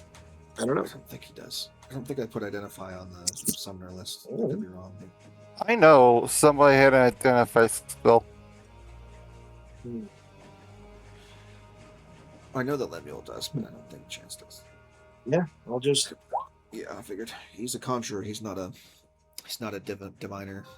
He doesn't have any very much divination magic at his disposal. Okay, so we'll just say, if you're just doing what, the decanter, the box, and the pouch? You said those 3. Well, they seem the most interesting. Unless I have time to do more than that, I'm going to focus on those 3 first because they just look kind of cool. Okay, so the decanter is a decanter of endless water. Well, that's nice. We'll get that out of the way immediately. Thematic. The box and the pouch are not innately magical. Huh. You have Box not. and pouch are Interesting. not You also have innately not magical. opened them yet. Innately magical. Okay. That's true. Open the box. I might attempt to, if I can get away with it, open them with Mage Hand. Just, I'm nervous about strange containers. You know? Sometimes they poke you, and not in fun ways. So I will probably set them down on the ground a few feet away from me and try to kind of back up about 20 feet and use Mage Hand on them to see if they do anything that I wouldn't want happening to my actual hands to the Mage Hand. So inside of which one do you want to do first? I'll ask you that. I'll probably do the pouch. inside of the pouch, your mage hand kind of undoes the fastening and dumps it out on the ground. There are 4 items inside the pouch. Huh. 3 of them are clear glass beads. And Okay. the last item is what looks to be a brooch of some kind that is shaped like a ship's anchor with a little blue Weird. feather attached to it. Okay. And then All what is it made of? A ship's anchor made of what? Glass? It's like a metal brooch with a blue feather attached to it. Shaped like a ship's anchor, kind of. Yes. So, okay. And I guess then I'll. Do I have a picture? I think I have a picture. I guess then I'll open the. I do, but I'll save it box. for later. Guess the. The box has 2 golden figurines inside. Huh. That are they're golden figurines of lions, 2 identical lions. That kind of form a pair. Want 'em? I'm all about gold and lions. Yeah, that seems very appropriate. Please. I think I'm just gonna. I may hold on to the decanter, but if anybody else wants the other things, unless, I mean, I'll take one of the clear beads, I guess. Whatever it is. I think I'm still learning about my god. I don't know everything yet. Anything that might be his or of him, I would be interested in. So golden lions, until I'm convinced that they're not related to Kurako, I would definitely want to have and study them and find out if there is any significance to them to me. Could be. Let me double check this. It's a couple of these because I don't know if they're. Yeah, I guess I could. They're not. Yeah, if time allows, I'll identify the beads and the lions. Sure. Yeah, and take some time to do that. So, yeah, it's 10 minutes per identify, and I've already. 11 minutes per identify. Yeah, that's what I'm doing. I'm ritual Oh. casting. So So we have. that's why it takes 10 minutes. The golden lions are figurines of wondrous power. Okay. Nice. Specifically, the golden lions version of that. Okay. Which I can actually. I think I have a handout here that I can show you. I have Shows some everything. experience There you go. with figurines of wondrous power. Cool. Basically, you chuck it out and it becomes a lion that's friendly to you. It's it's Oh. a Pokeball full of golden lions. Or hear me out. You can build a really neat scale model of a library and put them out front. The brooch is a feather token, specifically the anchor feather token.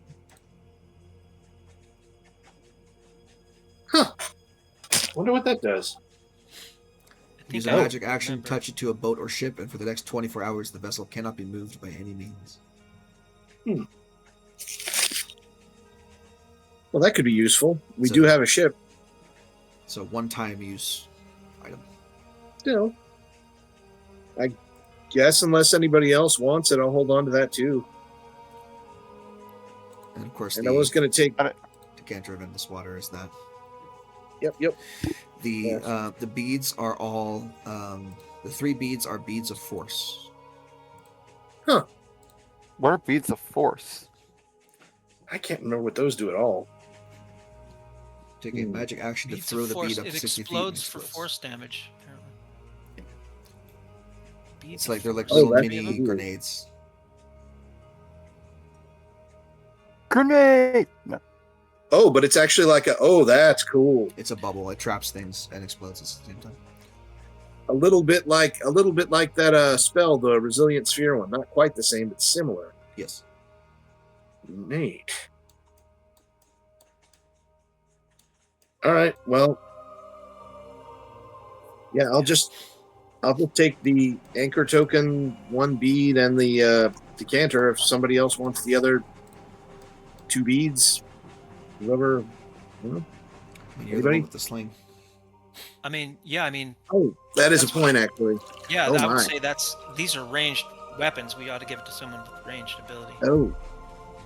Yeah, although it actually, yeah, I mean, I'm just saying it doesn't matter about the sling because the sling I've got can't throw these as far as I can throw them in the description. So That's fair enough. sling only goes to 30. So I assume that I can't huck it further than that with the sling because sling, yeah. A sling's range. What's the range of a sling? Hilarious. Normal range is 30, long is 120, but it's Yeah, okay. disadvantaged in the long range. So Yeah, unless okay. you use special ammo, which is a whole special thing. Yeah. Cool. All right. Well, yeah, I'm just good taking one of the beads of force because really anybody can throw them, you know, taking a magic action as easily as anybody else. So, yeah, I'll take one, but I got, yeah, if somebody else wants the other two, it's always good for more than one person to be able to, you know, huck a little bit of power if they need to. So, any other takers? No, I'm interested in the golden lion figurine. So Yeah, cool. the anchor feather, I don't know. Do Well, we have I a ship mean, as a group? Don't we have a ship? Yes. So that Yes. prevents theft, I guess, of boats and ships. I imagine. Boxes. Yep.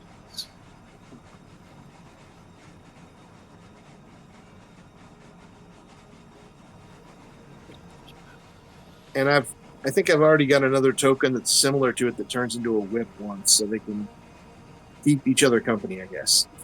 Yeah.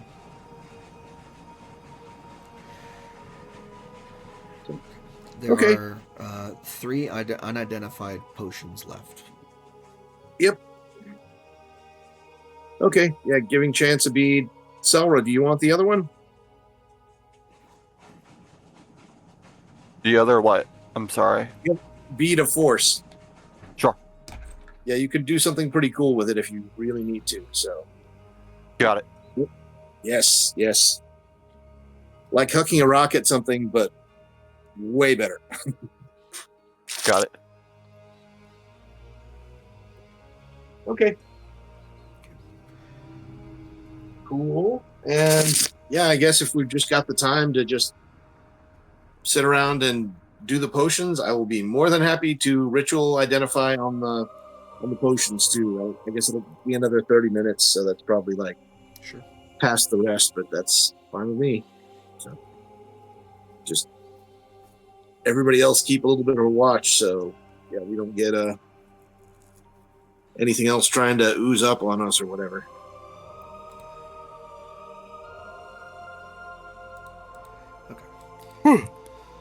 Got it.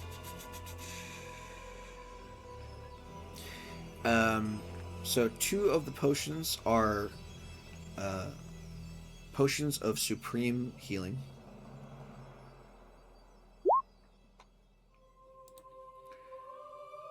Nifty. Which is a lot. It's a lot of healing in one place. Yes, it is. 2 of those, and the other one, the third one, Wonder is seal? a potion of fire resistance, Hmm. according to your identify. While you are holding it and identifying it, make me a. Do you have proficiency in alchemist tools or no? I don't, but Chance does. Chance, if you haven't gone to the bathroom already, can you make me a intelligence check, please?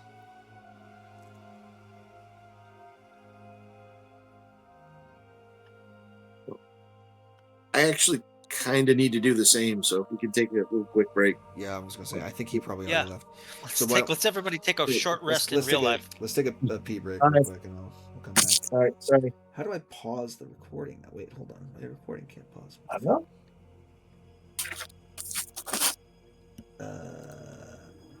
Well, while I figure out how to pause the recording, you all go to the bathroom.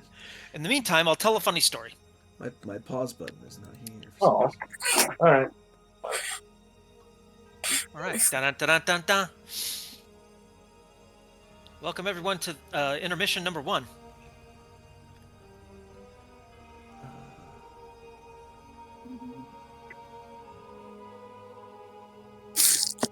Chapter 1. Settings.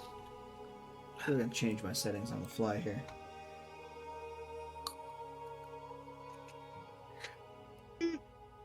Today we are learning a story on how to world build. This is how to fucking work OBS. 1 second. While VG struggles Yeah, to we're learn just- his new device. We could do some googling while a second here. OBS pause recording. Has anybody gone missing. onto the world building subreddit? I have. Output settings are configured to It's same as it's stream pretty shape. interesting. There's some pretty cool things on there. Oh, There's a preoccupation with elves, as I would expect in anything now. But there, yeah, is there's that some pretty is interesting that things. good? Is that a good or bad thing? To me, it feels like it's the fallback position, and it's sort of like I appreciate it when people try, to really kind of create something really unique instead of Yeah.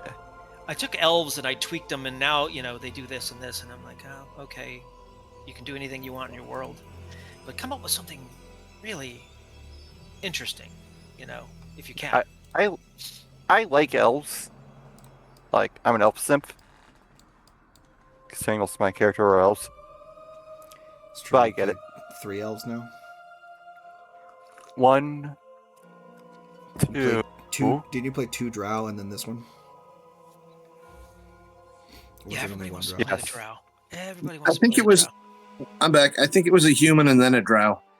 No, 90%, wasn't it? He has tiefling. not played a human yet. You It's think been tiefling you've and a been drow? you have Oh been no, I was thinking of right. you've Sorry. been 2 different drow, a tiefling, and a Shadowkai, and wasn't there one other one? Weren't you something No. else before the drow? No. What were you at the No. start of the game?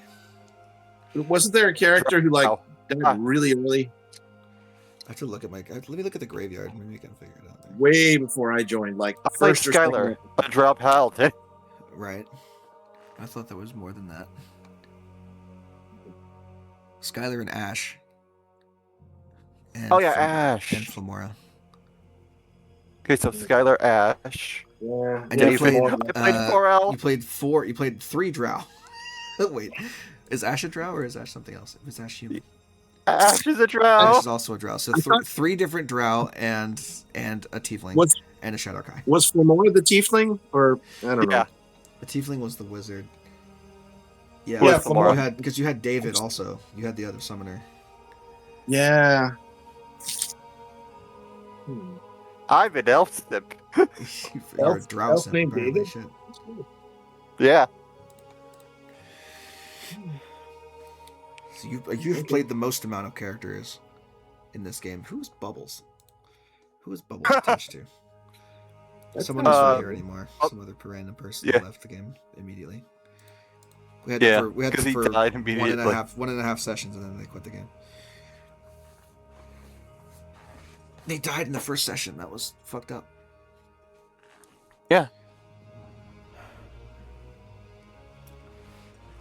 And then we had Jay, who played Strolvan and Dalavash and Falarian. We're missing the Artificer we had as well. He's out here somewhere. He's not in the graveyard, so I don't know where he went. I guess because he's not dead. Yeah.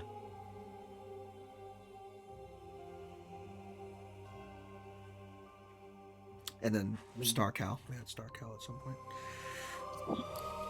Yep. We have all Still the in the family name back in Providence. we had all the secondary characters, which I think are archived. Can I find the archive? Yeah, there we go.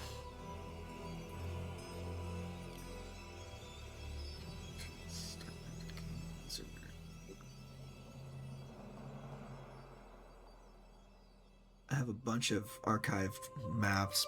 How do I get to my archived characters? Let's see. Here we go. 7 other archived characters. We had Brion Silvermane. We had Ionra. Who was Ionra? Was that another one you had? No. We have another Salrat. We have Oberyn, who I think was the Artificer. Silver was the fox that he had, and then another version of Strollvan. But then we also had the... What happened to the other ones, though? There were more...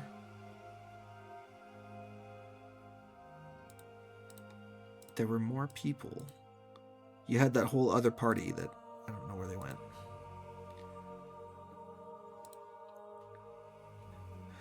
We had Conlia, obviously. I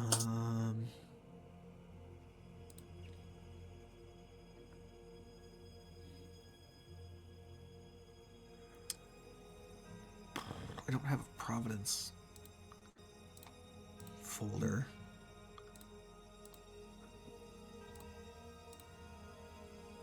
I have all the faculty. I don't know. I don't know where they went. What happened to those character sheets? Mhm. Oh, they're in backups. That's what happened to them. Then we had Darius. We had a random backup that makes no sense. We have an Eldritch Cannon from somebody. We had Galay. We had Mansael for one episode, who was another Drow. So we have fucking 5 Drow in this game. Tavanta and Walton. I forgot about Walton. The one-off rabbit folk from the Isle of Eternity.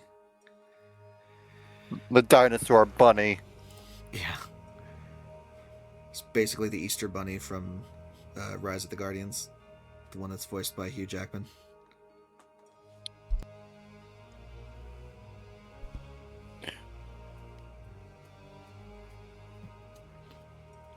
And then 2 backups which haven't been made. I don't think they've been made into anything special. Yeah, no. This one hasn't even been edited, and then this one also hasn't been edited. I would be interested to see what Tavanta would have ended up as a level 11 Stars Druid. See how absolutely busted that would have been, because he would have gotten all the cool healing spells also from the Crooked Moon and Grim Hollow and all that extra stuff. Speaking as a druid, as a 2024 druid myself, there's a lot of really good healing stuff in those books. Do you love those books? I own all of those books on D&D Beyond, and I own a couple of them in physical copies as well. I got the Crooked Moon.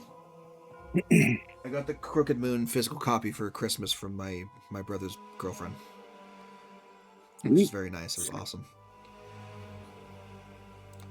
But I also own part 1 and 2 on D&D Beyond. It's those that make the Necromancer actually playable, because it adds decent necromancy spells you can actually use to get your temp HP off. Fair. Okay. Crooked Moon sounds like a very specific type of shady bar. Yeah. It's the it's a Legends of Evantris third-party book that's based on like what was it, Southern Gothic folklore kind of stuff. So it's got a lot of, like scarecrow things, and it's got like ghost train stuff and harvest stuff, like stuff that has like there's like a circle of wicker for druids, things like that. It's pretty cool. They have I don't know if Circle of the Old Ways is in that book or if it's in Grim Hollow. I think it's in that book. Circle of the Old Ways druid is basically just like Shillelagh melee druid. Nice. Okay, is everyone back from their Yeah. Is everyone back from their bathroom break? I am. I never left. Haha. I'm not getting a response from Chance yet. So I figured out why. So I can't pause the recording because I have my settings set to advanced settings. So I have to, Oh. which means I have to stop the recording to change that because we're currently in the middle of recording. So Right, that makes sense. we've been recording this entire time, and we will continue to record. So Cool. next time I will get the ability to pause my recordings back. I will fix that issue. But in the meantime, we're just talking shit. It's great. Yeah. BG, Yes. have you seen the paleontology book on D&D Beyond? Paleontology. Maybe. Yeah. Yeah, Which one is it? I love that book. Professor Portfolio's Guide to Paleontology, I believe it's called. I don't think so. I can look and see if I have it. I checked out a review on YouTube a while back. It sounds like it's really detailed. It Right. is. I have. It's awesome. Really.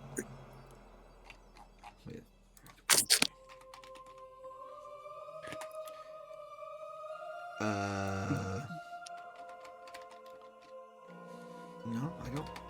It doesn't say that I have it. I can't even search Fair. for it. It's- D&D Beyond. Dr. Jerome, it's not Professor. But yeah, Doctor. dictionary. Is it spelled DR or DOCT? DR.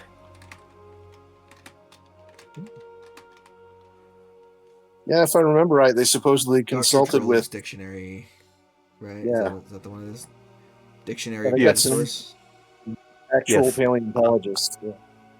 I am a dinosaur nerd, so this is my shit. It's the dictionary of dinosaurs, right? That's the one I'm looking at. Yeah. Yeah. Oh yeah. The rest of the alphabet is a funny category. Okay. Big game hunter, bonesmith fighter, and circle of cycles druid. That's what I'm looking at. Mm-hmm. God, look at these. These are cool. He's a fighter made out of dinosaur bones. That's pretty cool. Yeah. If I ever run a prehistoric campaign where everyone's a tribe, then great. Construct of flesh. What the fuck? Yeah. It's a necromancer fighter subclass. Yeah, cool. It's kind of like the there's another one, the Death Knight fighter or something like that. That's also in Crooked Moon. No. Nice. One player options. Fighter, Barrow Guard fighter. That's what it is. Oh. Basically, you get Draugr dice, in case you wanted to play a Skyrim character, and you basically get to be an undead knight of some kind or an undead adjacent knight. So that's what I have as my backup character on my Sunday game. I have a Barrow Guard fighter with the Spectre transformation from Grim Hollow and the I forget what the race is called. It's the race that's like the like half dead, half alive. Oh, I should know this. Not created. There were the three options that came out. There was Dampier and Hexblood and No, Come on, Brain. It's from Grim Hollow. what's a different one? Oh, my bad. Rare Heritages. I think that's Okay, so not the it. whatever that other one was. Eldritch Heritages. What's that other one? Disembodied. I think I'm thinking. Yeah, I'm thinking of Ravenloft ones. That yeah, it's not. He's a disembodied. Ooh. Which is like the there was like in the lore of Grim Hollow, it's like there was a city that was like a city for wizards, and they let their ambition get a hold of them, obviously because they're wizards. That's what they do. And there was an ambitious ritual that was intended to part the veil and create a permanent portal to the ethereal plane, and instead they sucked the entire city into the ethereal plane, and all of its citizens were magically changed. So they're like half alive and half astral things, and this is what the art looks like for them in the book. So I figured that's probably the closest I'm getting to a ghost pirate of any kind.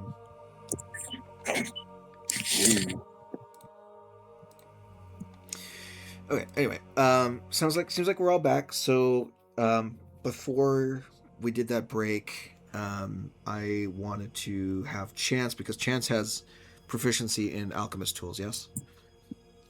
Yes, he does. He for sure does have. While he is identifying the potions, I want you to make me an intelligence check. Yes, you. You're the only one with proficiency in alchemist tools.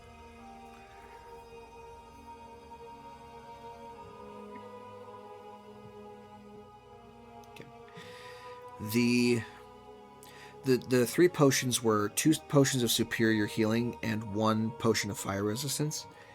The fire resistance potion looks off. It looks off. Looks off where? To Like the it looks like it was potentially subjected to the befoulment of the water at some point, and its properties have changed as a result. You think that with the 13, you think that it will probably still work as intended, especially considering that the Identify pings it as a potion of fire resistance still, so it's still active in some way. But there is a chance that it is a tiny bit. There's a chance that it could be detrimental to your health if you drink it. Ooh.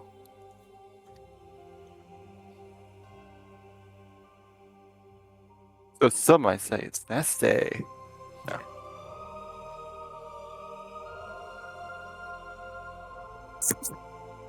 Well, I'm gonna take one of the superior healing potions if that's okay, and the other 2 potions can be taken by anybody else who likes them. I ain't touching that. not any further than I already have. So, y'all want them? More power to you.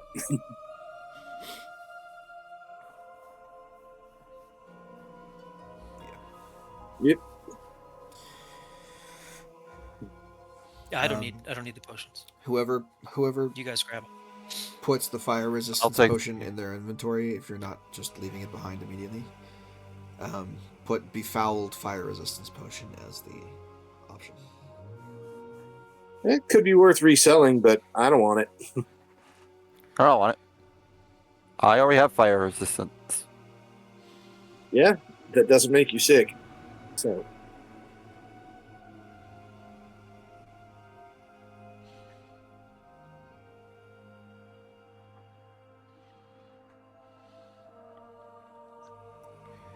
So All right. So with that knowledge in hand, and as your short rest comes to an end,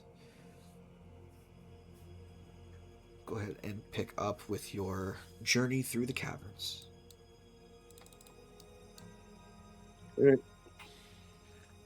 well, who else is taking the other? I guess superior healing potion. Is Chance taking that, or Selra? I think one of the I could fighters, take it. One of the fighters. Yeah. To be honest, Selra is the main fighter that we really have. So I'm the one with the big stick. yes, which you have used to break up many enemies recently. So And also gifted the nightmares. Yeah. Let's see here. all right. Well, if nobody else is going to take the off potion, I'll hold on to it. But yeah, it's going to take a lot to make me think using it's a good idea. So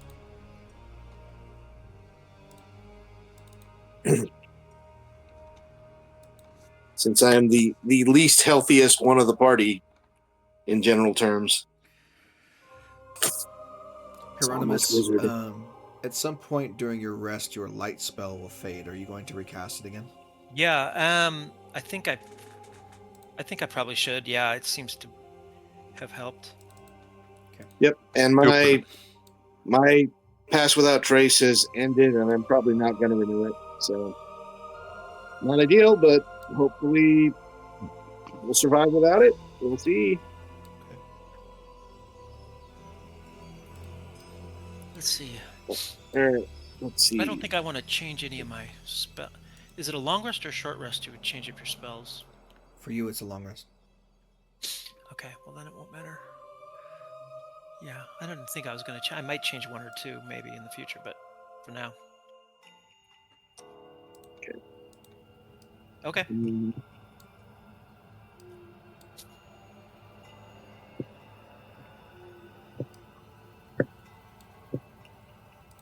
Okay.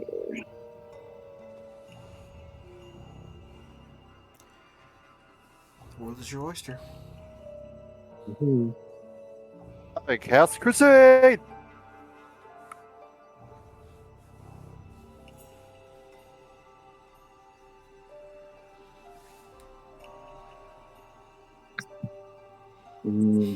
Is that a construction I see? Oh, so the quote unquote stairs behind you is more like a rock. It's like there's like natural rock cave formation stairs. They don't actually lead anywhere. I wasn't even talking about that. I know. I was responding to Chance in chat there. Oh. As far as that gate right there, there does appear to be an iron gate that is blocking your way forward to the north.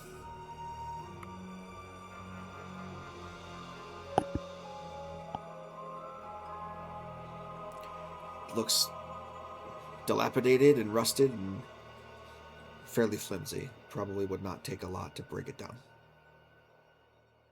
Do we want to open this?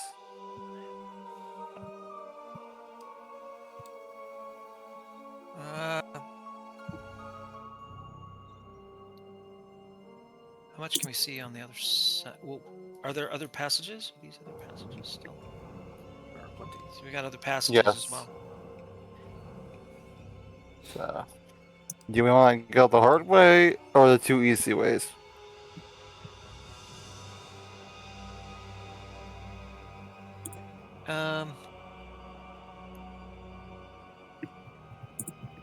Well, the gate's interesting. It's either shutting us out or keeping us in. I don't know which. I'd be curious. Does anybody want to go down the other hallways and see if they're dead ends or not? Like as a party. Sure. I have the Sounds light good. spell. I have. What else do I have?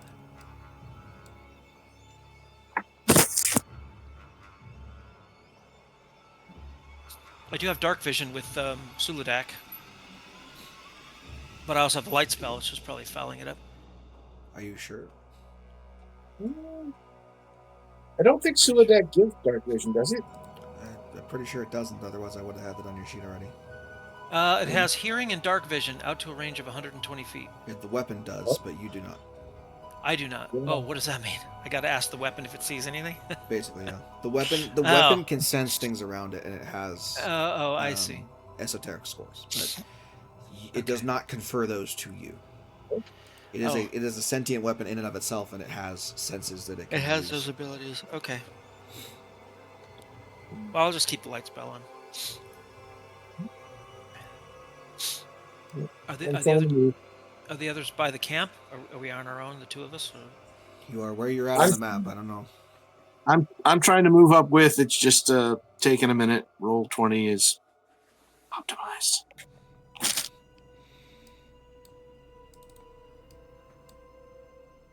Still not. Okay. Oops.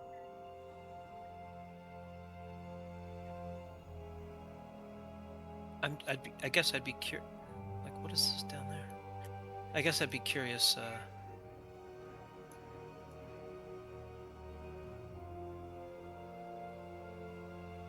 Do I have a ward? Do I have any words? I might. Don't go. Okay, there we go. This way. So the gate is directly in front of us, right? Or is that the? Or is Yep. that one over here? Is it this Gate one up is here? up there to your north. Okay. Well, all other things being equal, the way that somebody doesn't want us to go is the most interesting. So, Yeah. I'm okay with trying to open the gate. Can I see? Can I see about messing with it at a distance, or just kind of jiggling it with Mage Hand?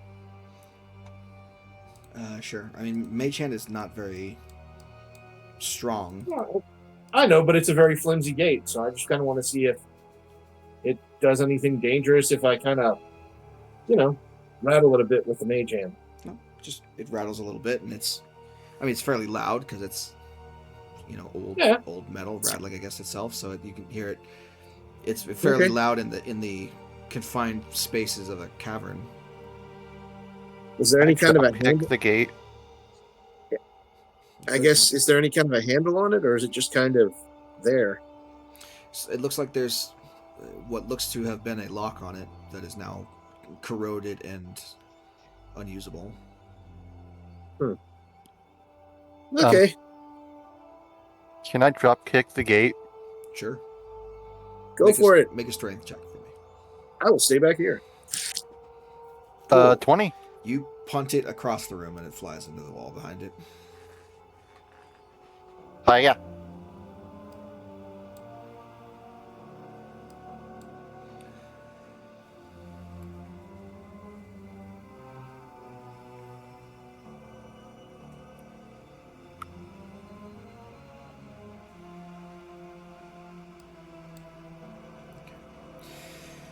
So,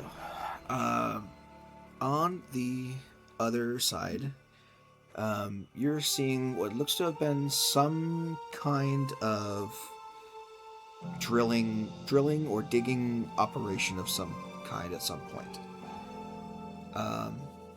What you can make out is an area where it looks like there have been holes dug and then capped off with stone, like heavy stone caps, and then there is one large in this particular chamber off to the left here. There's one well dug that is covered with a dilapidated and rotting wooden circular platform, essentially wooden cap, that is cracked and broken and falling apart in so many different ways. Like, it looks like if you even so much as breathed on it, it would disintegrate and fall down the hole. Hmm.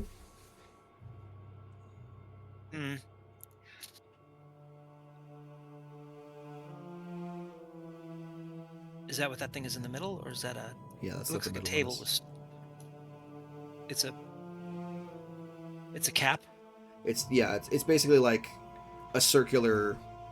It was a circular wooden cover for a hole that was dug in the center of this cavern. Okay. All right.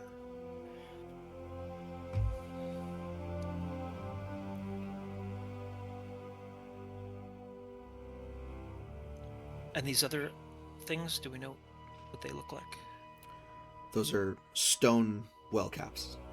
Stone well caps. Okay.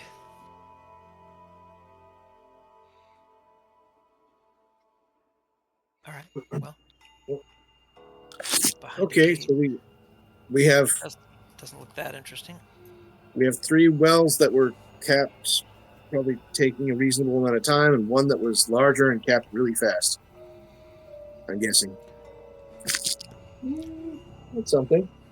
But maybe there's something more interesting elsewhere. Huh. Down the other Interesting. tunnels, you're going to see a lot of the same stuff. More Okay. stone well coverings, and then there's one well in the corner there that is semi covered with a dilapidated wooden platform. There's really not much of interest here. This seems to have been an operation that was in effect a long time ago. That was either that was abandoned at some point or put out of commission in any number of different ways. Okay. So, well caps are not that interesting. But it does mean that there was someone down here, someone living down here. And there's no sign of any current activity? No. Recent activity? All of this All right. is old as fuck. Yeah. And abandoned a long time ago. Yeah. I mean, Can I- look, there's a gate I- here.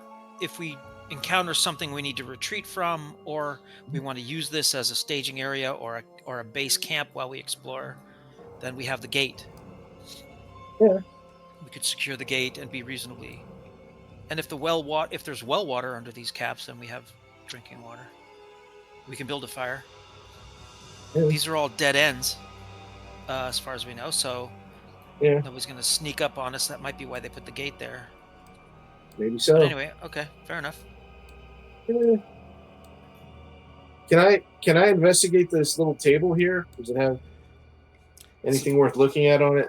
Not really.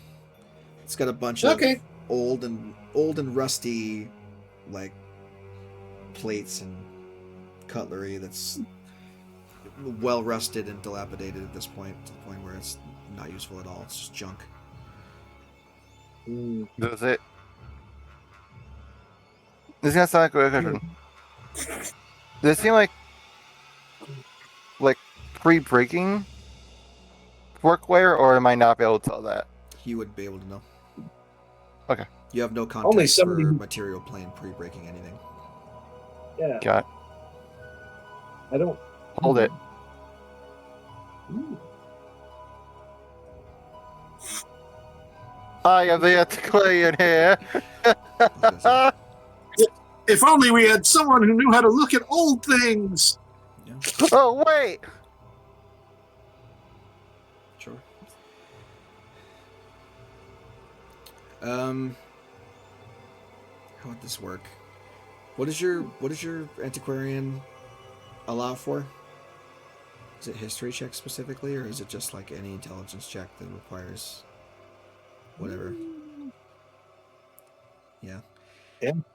I mean, sure. Give me a history check with your profession die. Hmm. Hmm. Oh. So, kind of identify light. That's kind of neat.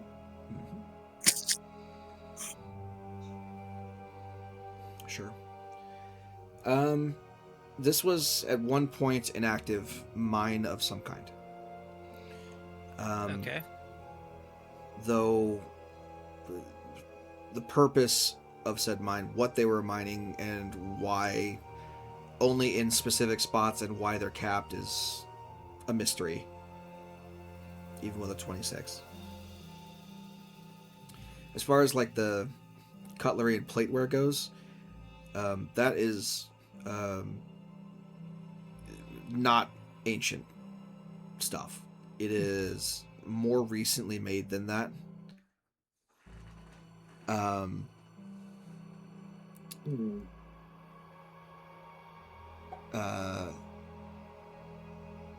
Yeah, certainly post-breaking, probably within the last 2 decades. Huh. So there's a near 100% chance that this is like refuse that found its way here from shipwrecks or shit being thrown overboard or whatever. That just made its way to the reef, and then something gathered it and used this as a base of operations or a home for itself for a period of time. And then went somewhere else, or for whatever reason is no longer here. Yeah.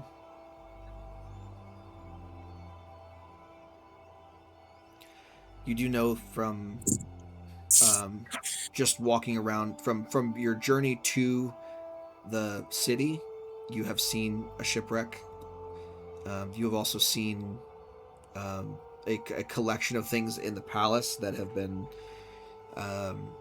sort of salvaged from random shit that have fallen onto this island, this like sunken island of coral that people have collected over time. So there are that there are people that salvage things that end up here. People that gather them for use, for resources, for other things. So this is likely what happened here, just with, something that's long gone from this place.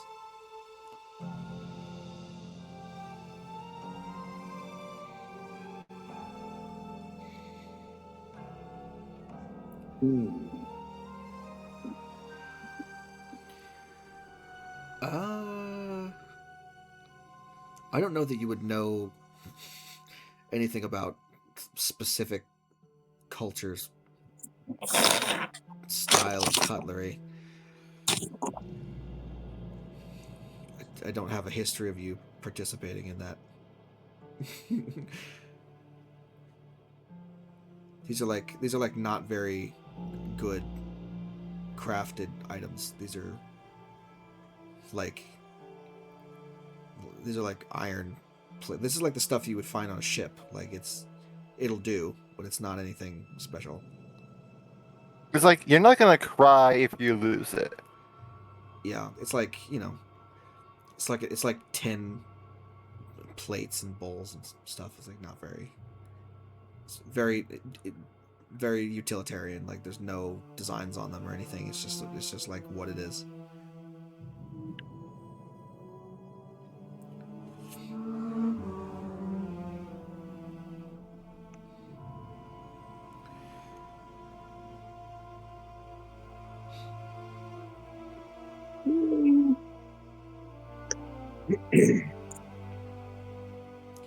Anyway.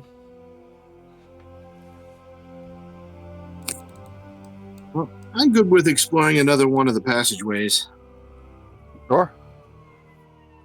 Unless anybody else really wants to go poking around well sites here. Nope. Not really.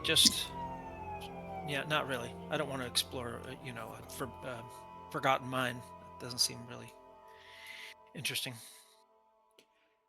I mean, it's impossible to tell. It's blank rusted bowls that could be made anywhere for 3 copper pieces. Anyway, moving on. So, Oh, there is a golden light here to the south. yeah, really, really quick before you go forward. Down the southern passageway there, toward the direction of the light, you see what looks to be particles of glowing kind of amber material floating in the air. Okay. At this, I'll probably turn to Selra and say, are you feeling any sort of pull towards the light or in some other direction? I think you can also see, kind of at the base around this corner, there is some form of fungal growth. You know, I don't want to poke the mushrooms. Well, so far we've found 2 different kinds of mushrooms, and neither of them were very nice. Yeah. So,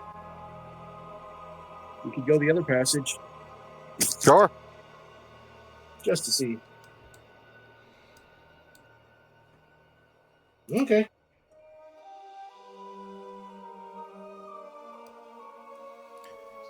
Wait for you to round the corner on this one. Mm-hmm.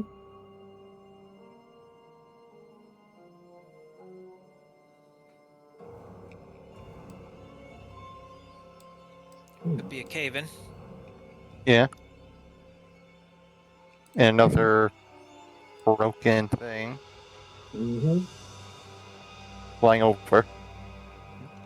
Can we go through there? Is it just rocks on the ground there? What the fuck is that? Looks like another covering flying over it. Nah. Hey, there's stuff in here. Oh, a giant blob. I don't think that's what it means. Yeah. So, as That's you pretty. enter this chamber, Or the largest ruby anyone has ever seen. basically, Mine. You do see a massive, like, how fucking big is this thing? Hold on, I'm gonna measure. I hadn't measured it yet. It's 20, 25, 30 feet across. Looks like a naturally formed gemstone that is giving off a soft red light. Oh, Okay. Slowly glowing and pulsing. We're rich. It's clearly magical. Clearly magical. I'm a poke it. Are you sure? Could be real. Could be a cocoon with a creature inside. Actually, I don't think Hronos has ever seen anything like this, so he's fascinated from a distance. What is this thing? Does it? That's a good question. Hey, Wizard and Summoner, why don't you give me Arcana checks, please?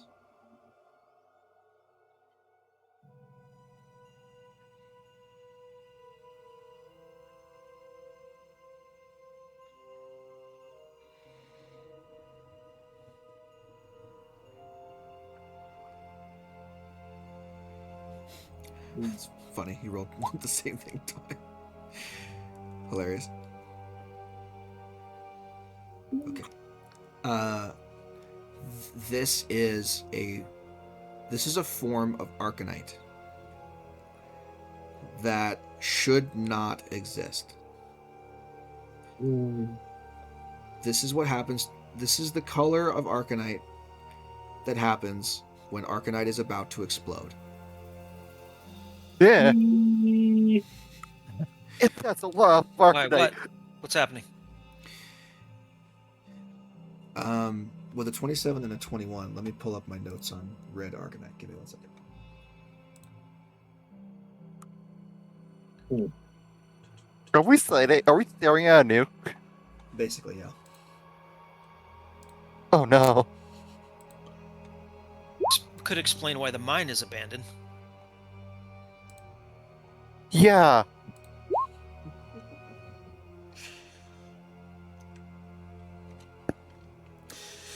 Do not lick. Red Arcanite requires constant exposure to magic in order to keep it from exploding.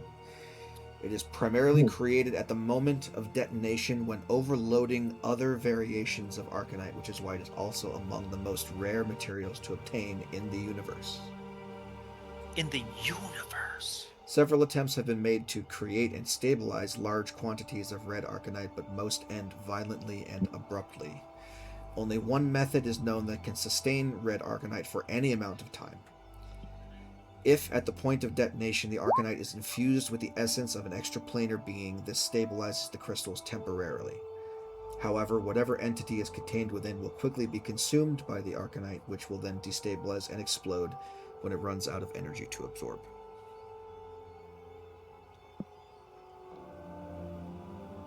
Oh, I know what's happening.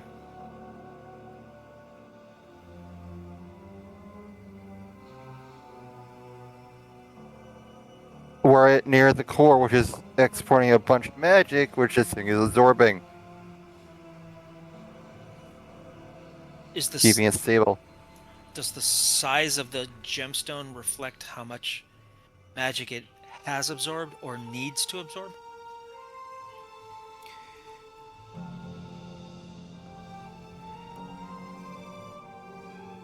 We can feed it cantrips, I suppose, but to what end, Touch really? the dynamite.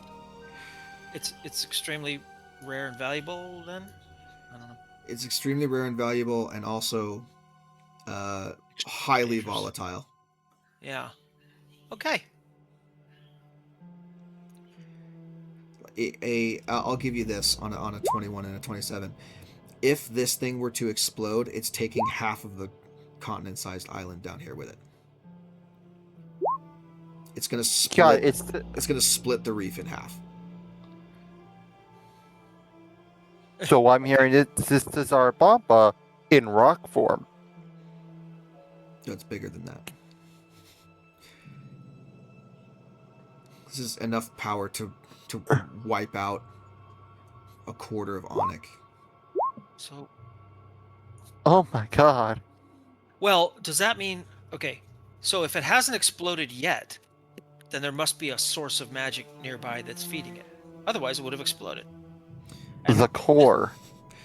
Yeah, the core of the planet. what about the core of the planet? Is a It's fueling this thing. big The co- magic ball that is irradiating magical energy constantly to keep the planet together. oh, the core. And that energy could seep upward into this Arcanite. That energy is this area of the world is the closest solid ground to the core. Okay. It is Well, if it is absolutely suffused with magic energy at all times. It's part of the reason why the sea elves and all of the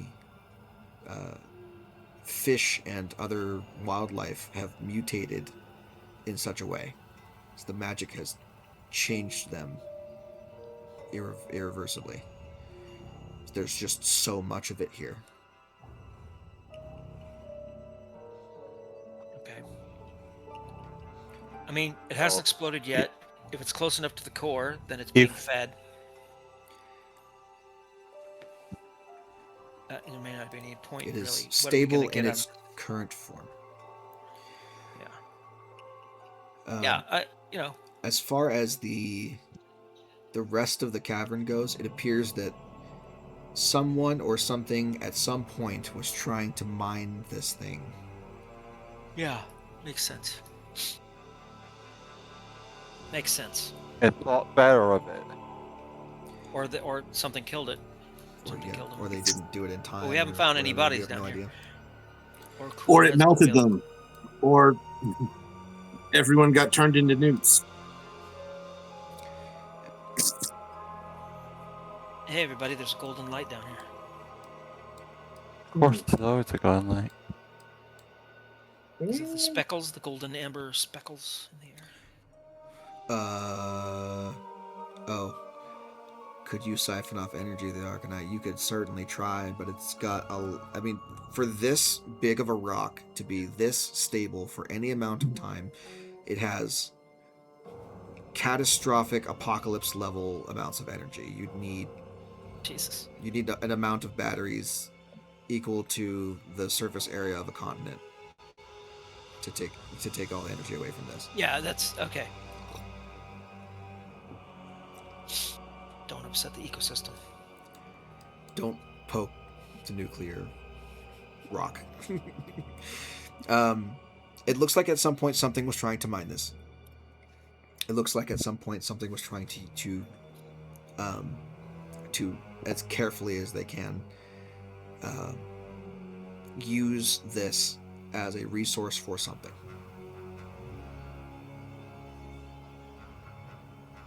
Yeah. And it's still here, and they are not. Correct. So I vote that we leave it alone. Yes, I vote we not make it- touch the red nuclear bomb. Because I don't want to visit space in chunks. But here's the other thing: like whatever the source that it's absorbing, it might come from the core, or it might be drawing, in addition to that, from the environment. If we upset the amount of magic in this area, maybe it can't draw as much. We should be careful.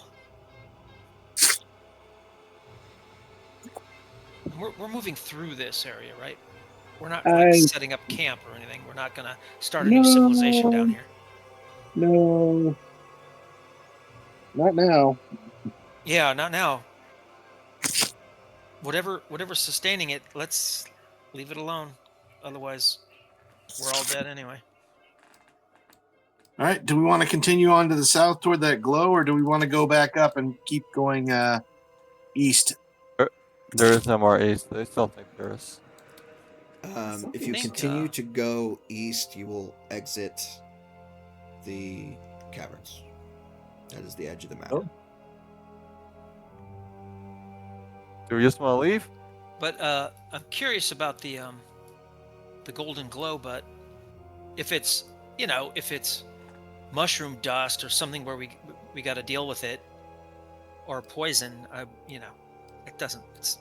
We're not down here for this. There's nothing down here that we're. What Yeah. are we trying to do? We're trying to get through the mountain to go to our. What are we trying to do again? Is this considered We are trying to find the light that the man showed Zara. For context, there is no secret door or trap within 30 feet of you. Well, I'm curious, so I'm going to step out here and look and see what I can see. Okay. Oh, and And There if is I'm not an area suffused by glowing amber-colored spores, and there is a large fungal growth in the center of the chamber here. All right. Do I sense any change in temperature, or is there an odor, or is there anything is. I'm breathing in that's... The closer you get to the cloud of spores, the warmer it feels. That's nice after being in a cold cavern and being doused with poo water. Poo water, sludge, and acid. Are there bones over there? Are those bones? Oh, look, you stepped into the area of the golden spores. Here's what I'm going to need you to do. I'm going to need you to make me a stealth check. Oh, that's not good. That's not good at all. Oh, that's really not good. Oh, it's fantastic. I can be nimble when I have to. So you, being very careful not to touch any of the floating orbs, can move carefully throughout the internal of the chamber. No, well, I'm curious if this is a skeleton of something. Yes, it appears to be. I'll say it could, because the map is weird. It appears to be the empty husk of what was once some giant crustacean creature. Okay. Yeah,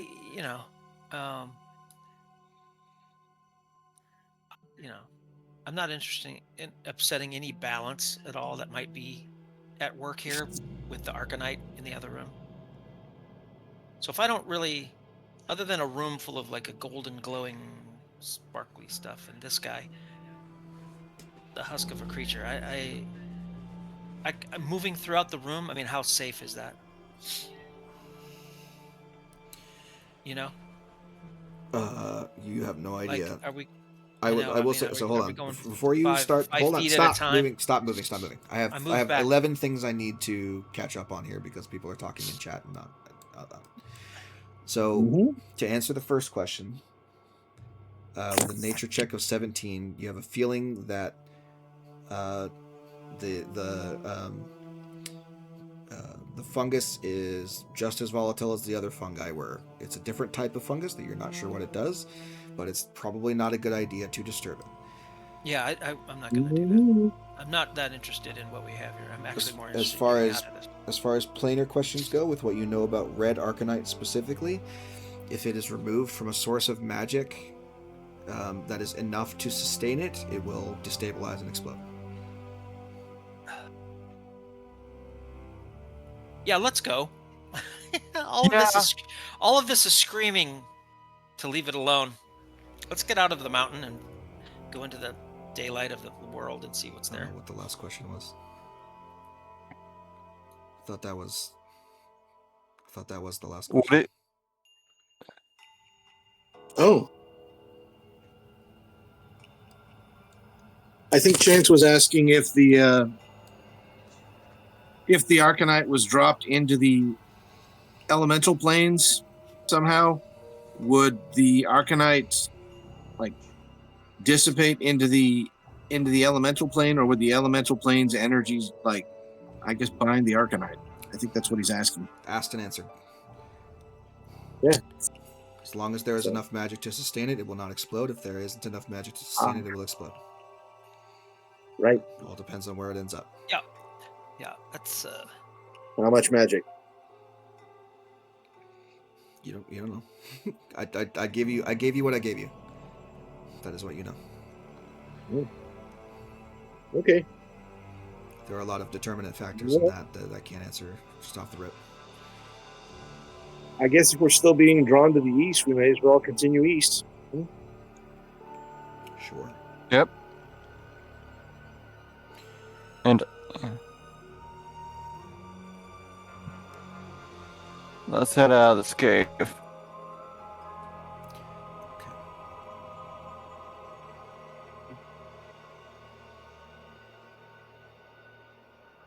Yeah.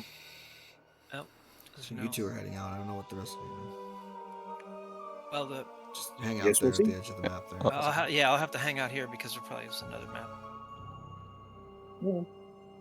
I have to go in like 4 minutes, just so you know. Yeah. I'm going to give a description of the next part of this. And as the party moves on, we will pick up again next session. But in the meantime, so as you guys are walking, you pass into the next part of the cavern, which I think I have another map for, don't I?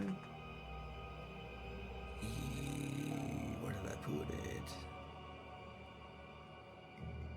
It's not there, is it? No. Oh, here we go. I think it's this one. Let me take a look and make sure that this is the one I'm doing. Yes, and it is an old map because it still has Strollman on it. Sounds good. Okay. Okay.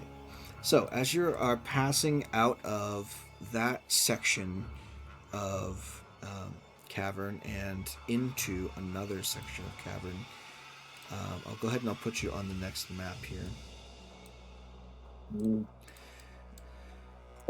dun dun. I need to make sure that Hieronymus' token has light on it, because I don't think it does. Mm-hmm. Is it, what was your light spell again? How much does it do? Is it 20 and 20, or is it 30-30?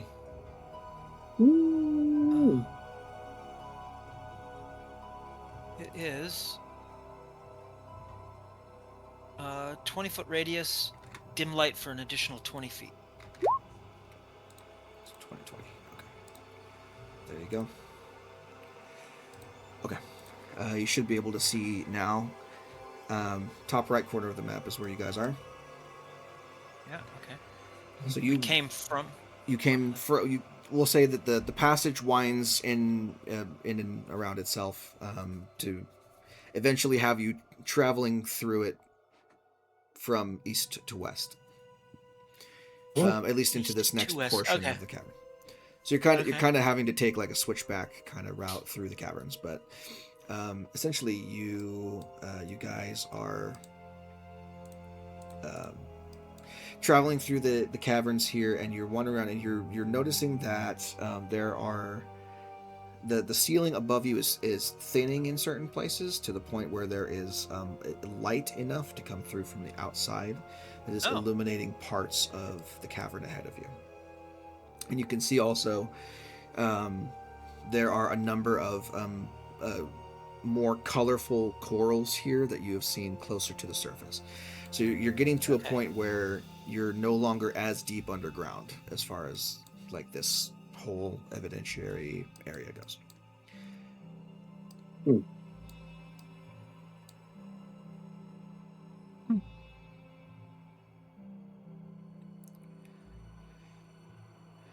I'm gonna have you guys move up as a group Okay. here. Everybody move up to somewhere around here.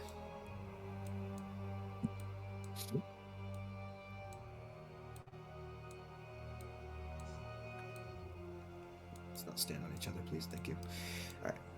Lovely. As you guys are kind of moving through the cave, you're watching